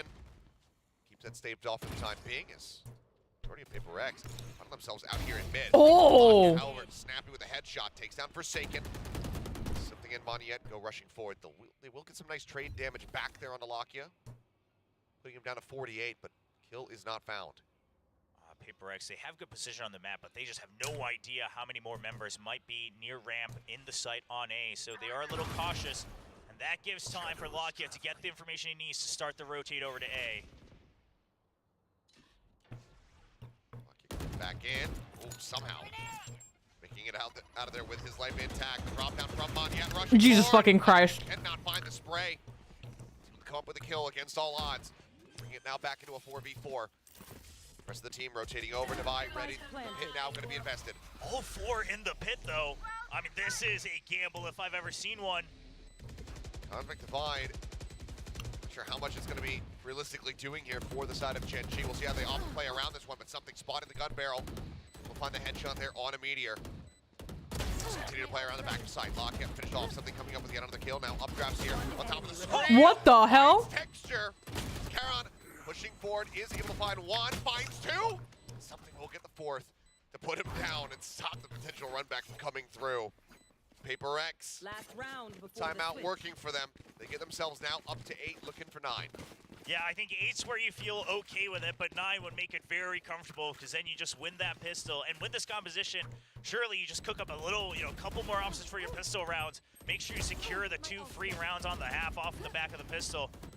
And then try to get it. This 3rd kill is just not fair. Right at the end of the spray, he adjusted towards the bottom before he dashes out. But the updraft is smart. You know the Cosmic Divide is there. They're not going to hear it entirely clearly. I'll handle this. That's now on. Forsaken starting off this last round of the half very quickly. Rushing forward, Judge in hand. He finds Charon. Meteor swinging around the backside of pillar. Able to find one, but now he's completely surrounded. He's going to get just chopped to bits. With the Blade Storm finding the kill. The man advantage for now going to be here in the hands of PaperX. Top left send. Texture swinging out, trying to get the transfer. Can't make it happen. Lakia arrives with the Odin. Munchkin as well up onto the Raptors. Takes down something, and now it is all on Devi. On a very long walkabout, but playing on this alley side. Lakia now giving credence to his potential position. Starts checking in behind.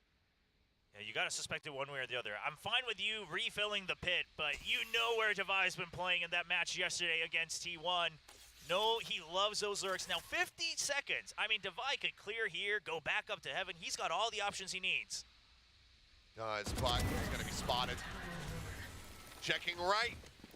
Munchkin finds it. Gen G will be able to finish the half with 4 rounds. Which is more than it was looking like it was going to be. Yes. But PaperX still in very firm control. No, I think the scoreline itself, both teams are probably okay with it, but given how it started, Gen G probably feeling a bit better going into the second half, looking at their chances.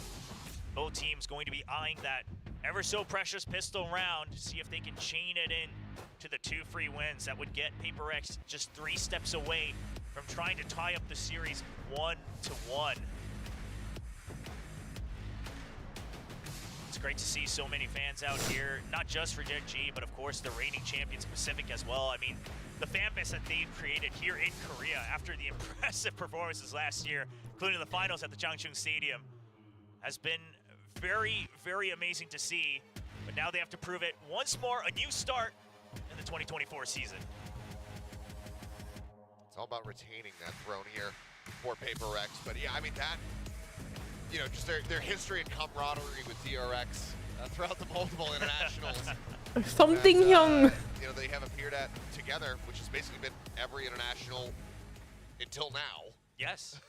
Yeah, it's crazy to really think about the history that the two teams have created, and now we're already seeing a bit of a shakeup, and maybe a little bit more of it as well, as PRX are already down 1 map, now trying to win their map choice of split. The pistol, this is where it starts. It's going to be a 3-2 split for PRX. No gate crash just yet.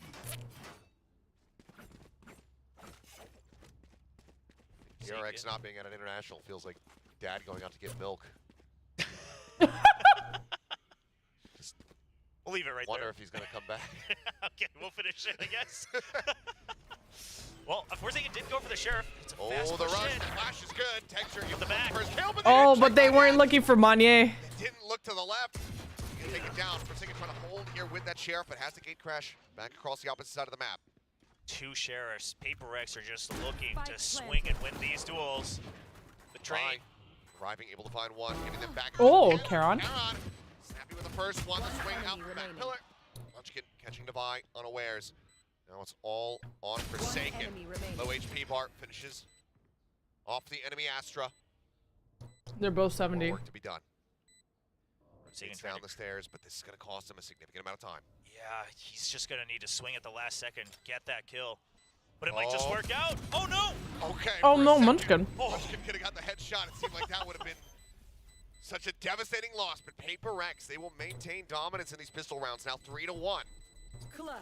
They will get up to 9. Anyet still as a statue in that corner, and you just don't suspect it in the pistol round. Especially after, you know, the guiding light hits, you see one person flash, there's just no reaction, no spray, nothing else. Gen G thought they had it all. But the double kill stabilizes just enough. I was afraid that we saw the double team of Devi and something trying to go for the early peaks before Forsaken was able to arrive, but dwindling the numbers down just enough. And now double outlaw. Yeah. They want to snowball as many rounds as they can, because listen, just one round here and then maybe another with all your ults online, and then you're close to the win. I think 1 outlaw, easy enough to read. Do you expect that there's going to be 2? Jesus Christ.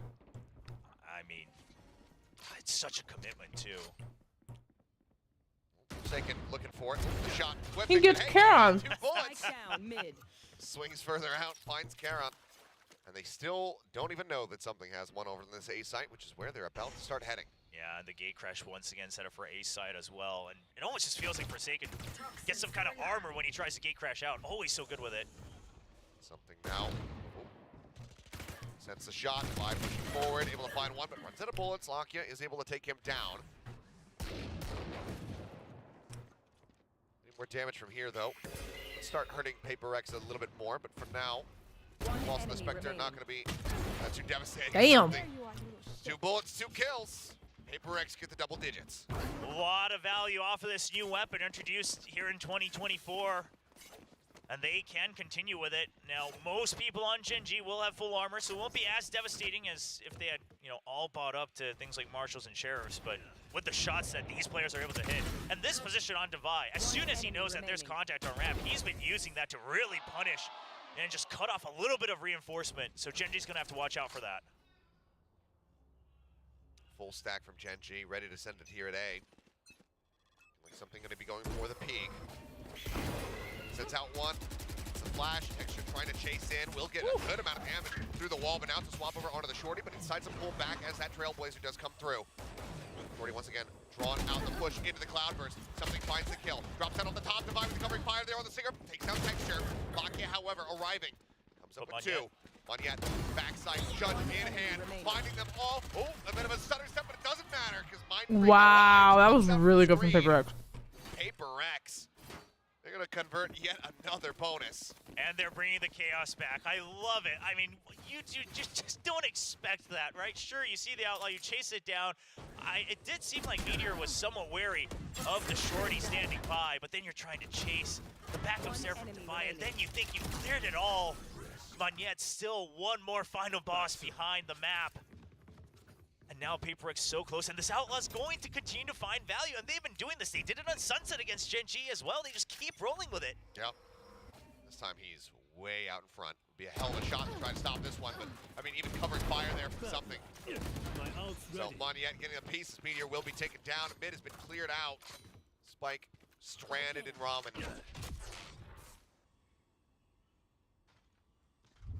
And the gate crash back as well. And it's things like this that'll really start to make you question your understanding of the economy. Because obviously some rounds you just can't help it, but how many of those rounds are you willing to make happen? Because of course you might have your own set plays with some rifles, maybe with shotguns, things like that, but the moment you buy that half armor, it just feels bad. Got sight. Yep. Saw enough of each other there, and Monyet wisely backing away, knows that a clean shot to the chest will take him down. So with the weapon recovered, we'll see if Munchkin can deal any additional damage here. Working his way up, but as he stands up, it's right into the crosshair, and Forsaken will be able to find Karen trying to enter in from Garage. 12-4, PRX.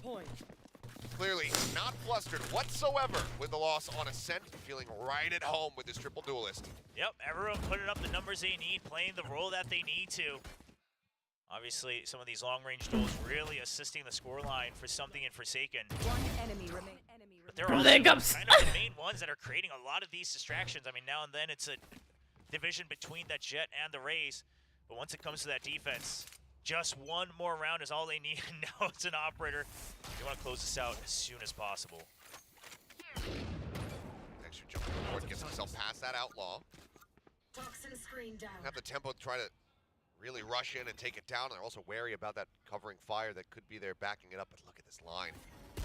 Nebula coming in, all the timing, just barely off to try to be able to find the kills. Flash still there. Ticket going to be taken out, but Mind Freak fighting one, Monyet getting the other. TP in the backside. Showstopper comes in, Monyet just blowing Karen to smithereens. Finds the kill, Munchkin on the rope somehow winning out that fight, but he's now got to rotate all the way around to his spot, and he doesn't get the opportunity. Something will finish him off. 13-4 in response to the 13-5 loss on Ascent. Ladies and gentlemen, we have a series on our hands. No 3-0s. That was expected. Sight. We absolutely do. And I love the confidence. Their split is too good, PRX's. That they chose. When it first started, obviously at the very beginning of kickoff, you're just not quite sure how each of the teams look. You're trying to gauge each other's power level, and you just come with something you're prepared. You get caught off guard a little bit, and that takes you down on your own map pick. But now we've had the tape, especially plenty of it, over from Gen G. Well, that's map 2 done and dusted. I feel like it wasn't that long ago that I handed things back over to the desk. But hey, guys, it's all yours. Take it away and break down the action. I mean, is it really a PRX game if you don't lose fast or win fast? I mean, that's just how they roll. It always ends super fast. PRX does take map 2 in a dominant fashion. Gen G, I don't think their team comp was really matched up for the triple duelist comp from especially a team like PRX. Yeah, there's nothing really to slow down the PRX comp here, and they're just better at kind of this style of play, right? Yeah, you've got the double duelist here for the side of Gen G, but they don't seem nearly as comfortable with the speed of play. The only thing you really have is Astra Gravity Wells, and just relying on that, it's not really that great against the Oru because he can TP out of there. You're not really catching anybody else, you know, because they're so maneuverable, they're so fast with the Jet and the Raze, so you're not getting a lot of value out of that pick. So definitely something that I think if there was more time for Gen G, if they had the ability to really workshop this map a little bit more, they could have come in here with something different, but with how fast-paced they've had to play, with how they've had to play pretty much every day, I frankly think just not enough time to really try something different. I completely agree. I think this would be a very different outcome if Gen G had more time to prepare. That said, PRX, I mean, they used this comp yesterday, and they also looked great.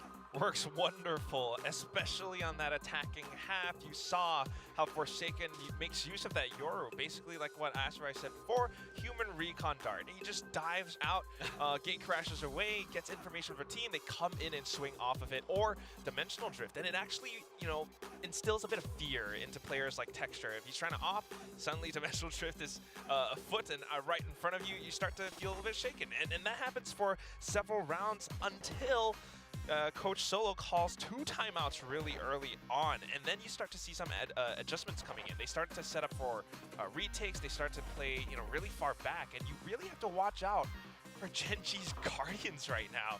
The way that they shoot is so sharp sometimes that you actually see PRX players kind of whiffing for a second or two. I mean, Karen's still a very, very outstanding player, really scary to play against.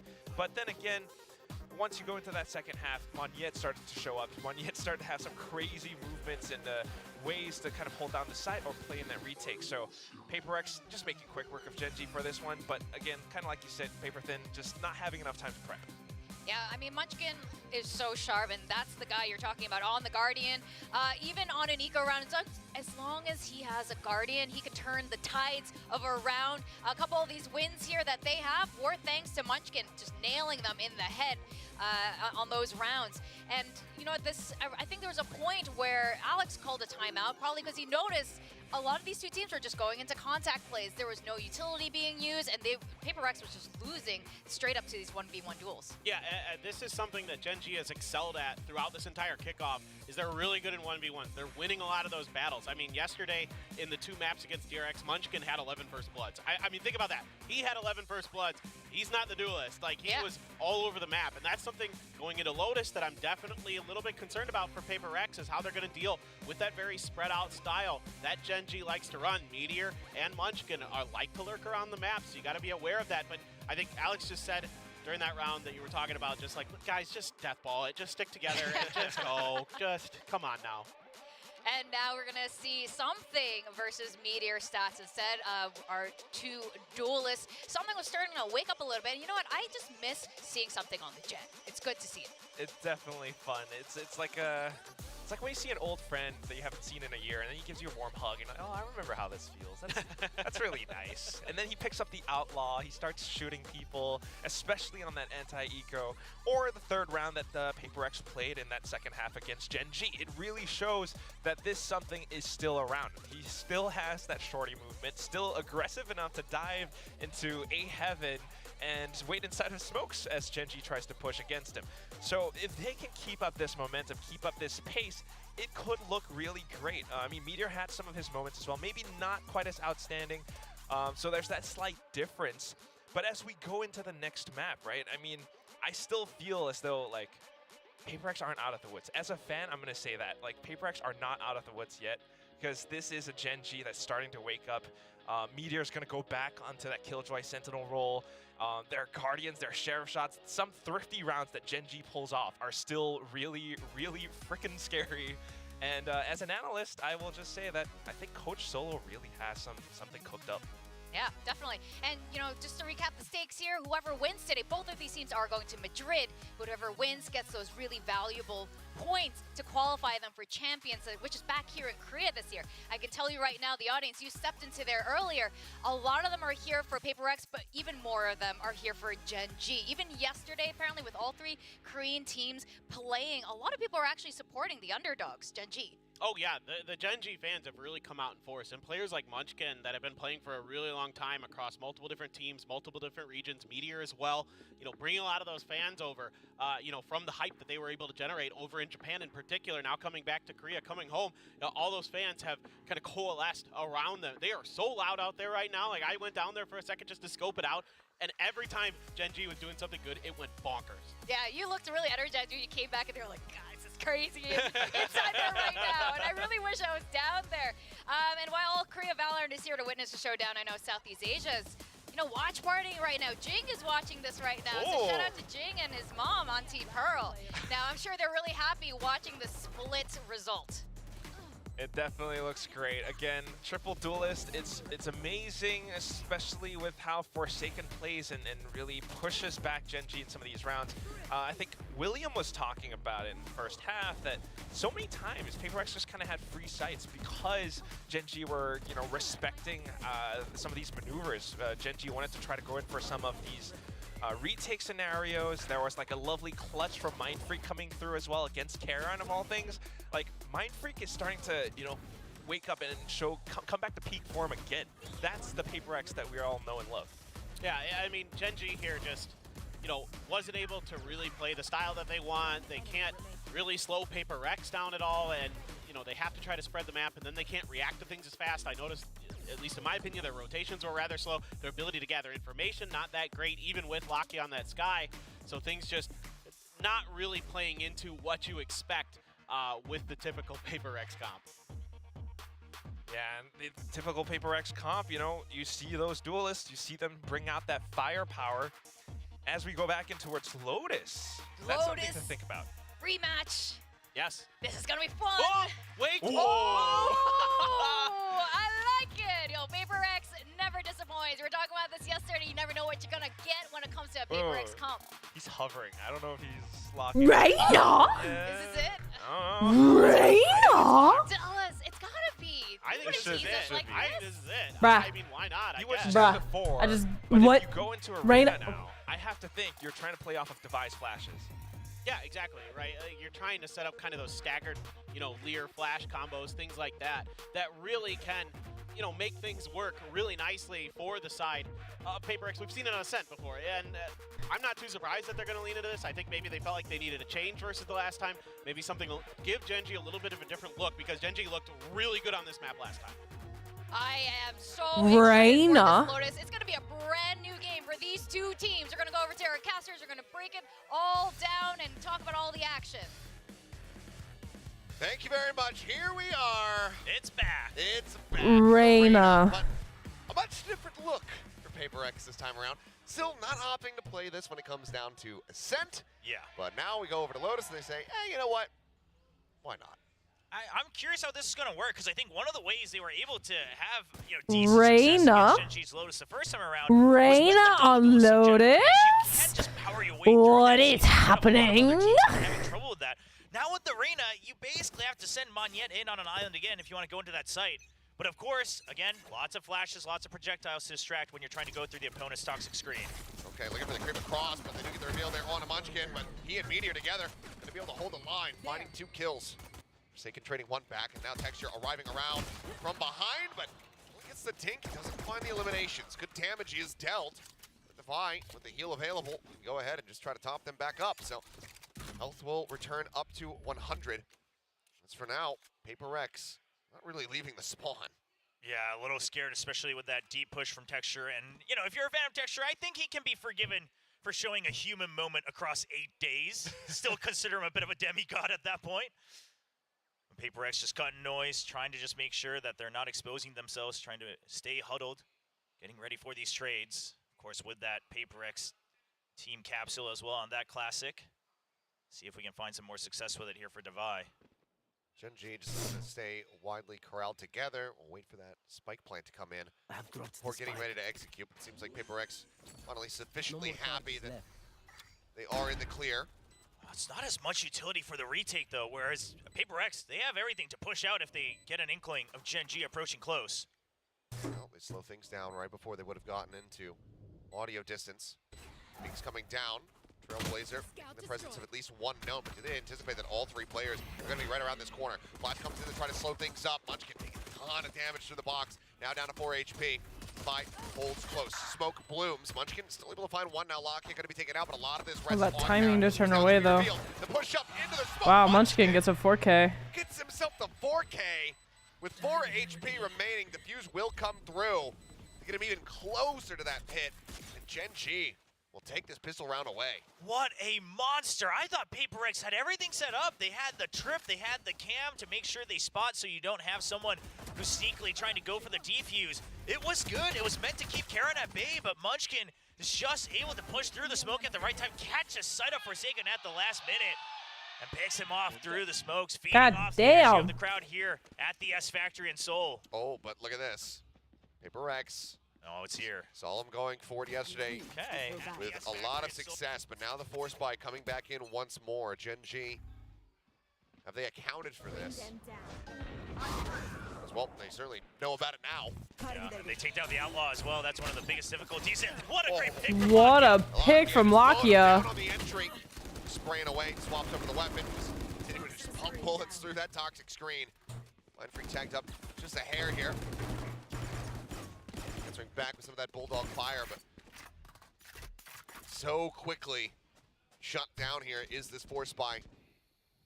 It's Karon now saying, you know what? I like the Outlaw. I think I will use it. I'll find a lot of value with it for sure. Texture's 10 HP though.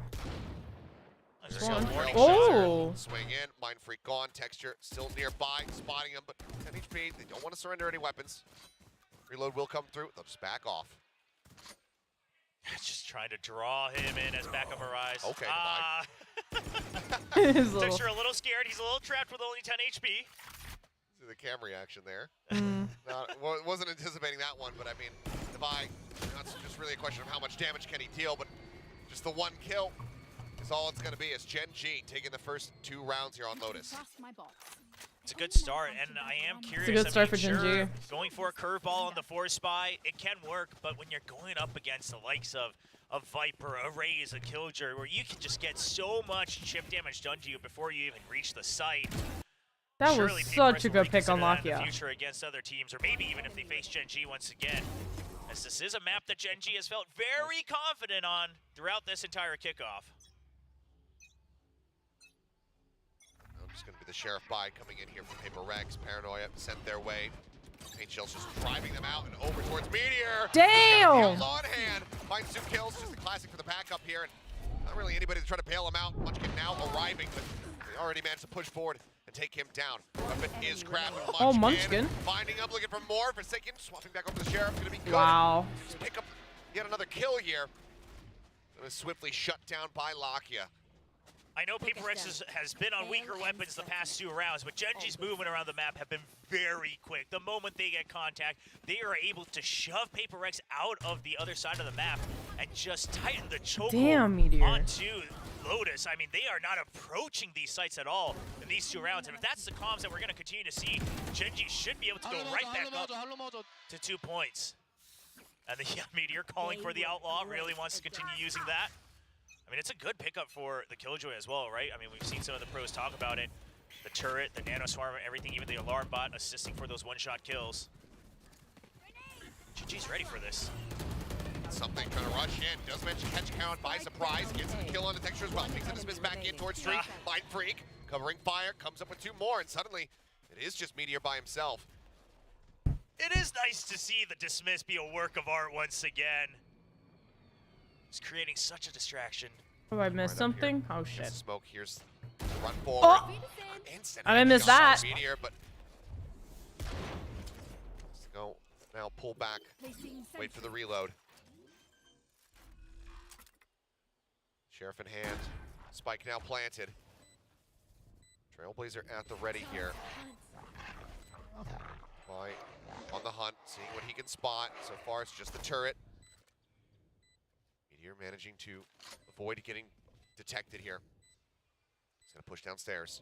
The double swing could be brutal for him. Spots 1. Oh, worked down at 12 HP. Ooh! Finds him. Look, What the fuck was that? 4 bullets remaining in the Sheriff. Time dwindling. Meteor, can he do the impossible? The tap onto the spike, trying to see if he gets any aggression out of Devi whatsoever, but Devi, stalwart, Wow. stays still, gets the kill.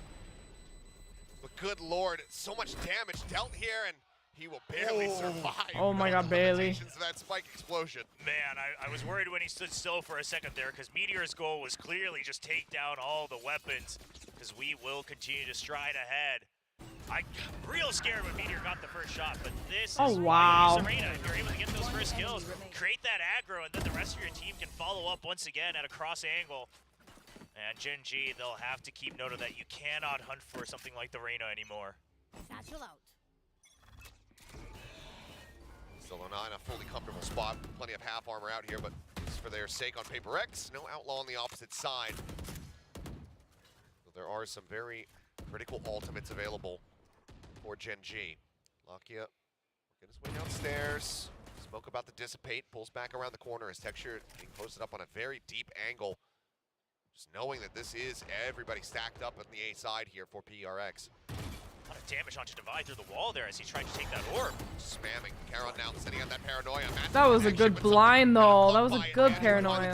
Now the neural theft infested. Meteor just hanging out backside. Slock and pulling up the angle right as they come swinging in. Eye cleared out. Monyet coming up with one. Lakia pushing forward, but he's full blind. The classic from Monyet with that vulnerability as well, going to allow to get the elimination. Texture with an op here. The operator can do nothing more but sit back, maybe try to find an exit frag. Yeah, save that shit. This op. You know, I was just thinking about it as Divide was trying to go for that ult orb as well. With the Reyna now, you've got 3 agents on the side of PRX who don't really rely on their ultimates too much. You're not really looking at those ultimates to turn an entire round, you know, on its head. Sure, neural theft does help a lot if you're able to get the first kill. But outside of that, and yes, the Reyna with the Empress can go for some insane clutches, a lot of aggro, but again, not things you're building set plays around.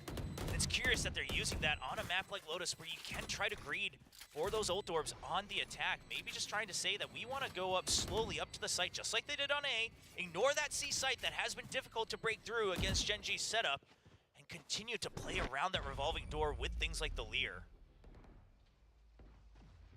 PRX right back on the saddle here. Looking to catch up as they've dealt a significant amount of damage here to the economy on the side of Gen G. Operator obviously still held over from texture, but the rest of the buy, likely going to be some sheriffs, maybe you know, a force up on something like a Marshall. We'll just wait and see what they have, but very nicely taken. And okay, looks like a hero rifle in the hands of Meteor. Yeah, do you want to support that operator at least one way or another? Make sure you don't go into rounds back to back to back where you're just trying to save it. Needs all the support he can get, because right now, once again, PRX looking to just send it over towards A. Yeah, the showstopper this time, it can be even quicker. Going in through tree.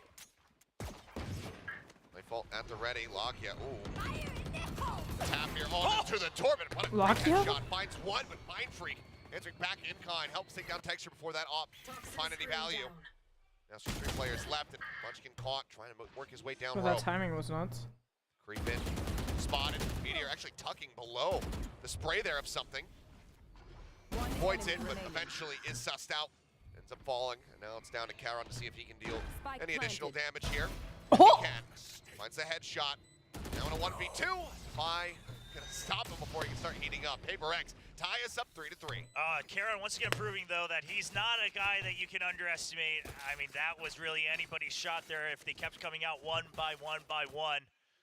So keep your eye on that new recruit. We've had so many successful new recruits here at VCT Pacific as we watch them grow even just within the past week of kickoff. But obviously Charon, one of the brightest shining stars as he has already reached the finals, going for that Royal Road here. Now the Odin. And we're piecing together the true PRX one piece at a time. We've got the Reyna, we've got the Odin. Now they're very well aware of this. As they should be, though. Take some safer positions outside of the A site. Munchkin setting down that bite. Lear going to be cleared out. Just delaying the Trailblazer for a bit. Dive in should clear that close left side. Yeah, with the Nanoswarm still here, that's been the real bane of it. The Poison Cloud into the Nanoswarm, and just one Snakebite still on hold. That's good enough.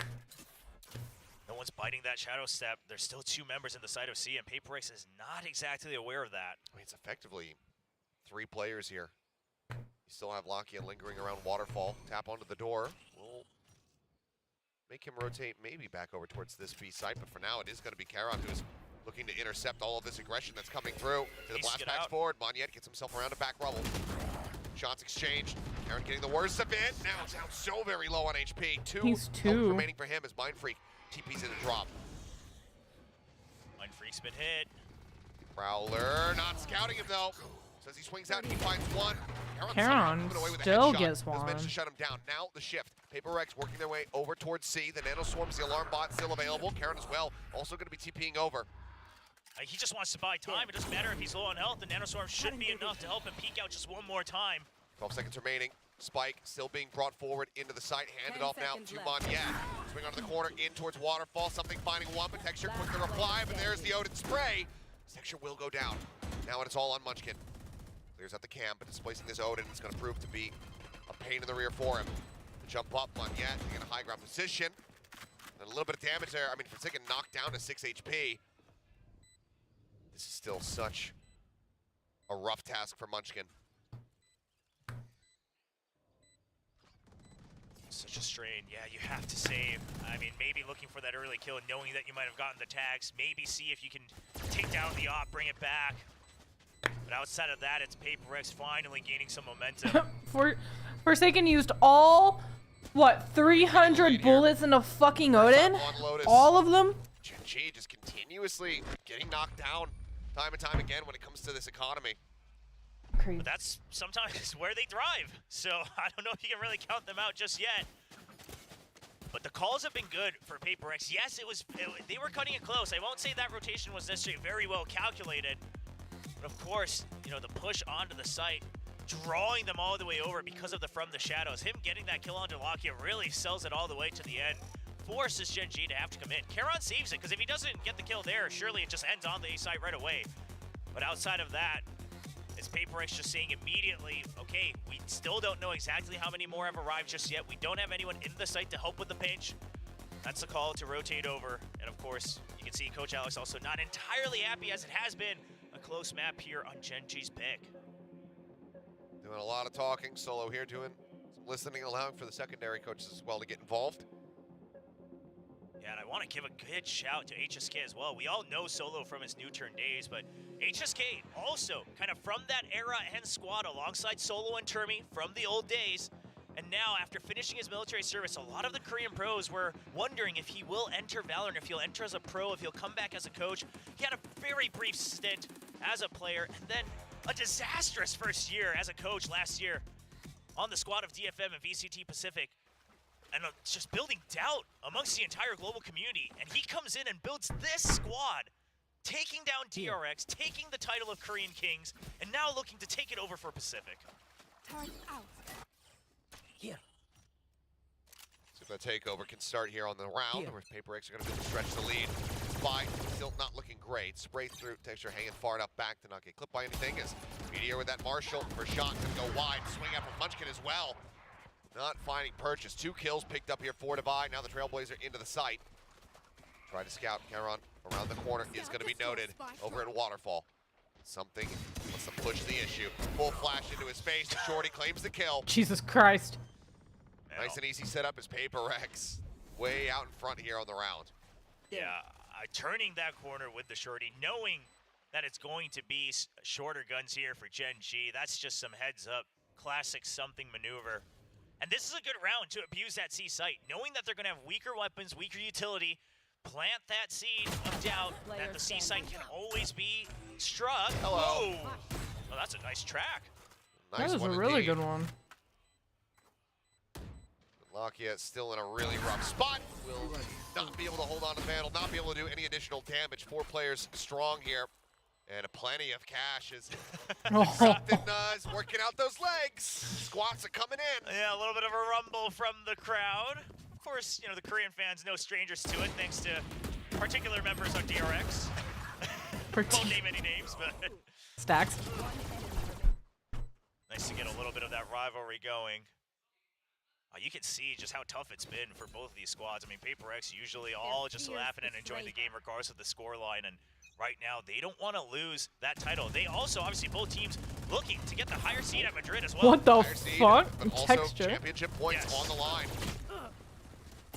As they try to go Odin v Odin, and it will be Forsaken getting the worse end of it, but still relatively healthy. And Divide, of course, with the heals, could just hop back up to 100. Tap onto the orb, something checked close. Poison orb obfuscating as much as possible, as the Lear now going to be sent in. Heard the Prowler in B as well. I'm getting the reveal, but Meteor not spotted. Quick little jump peek, checks down below, Nightfall crashing across, Trailblazer coming in from behind though, Meteor noted, taken down, Monyet trying to get through. Some falling, and now the pit going to be invested. Texture What is same happening? time, There's so much Mindfreak, happening. Munch had gone, the pit instantly dropping as Devi brings it down, off shot from something. Whipping a bit, he re-peeks, and Karen has to swing back. Showstopper in the ready. Is he ready for him to be close? Yes, he is. Texture taking him down, but now dead as the paint shells come flying through. Devi forced back. Him versus Karon. Both players having been so clutch for their team. Wow. Will be able to get the kill.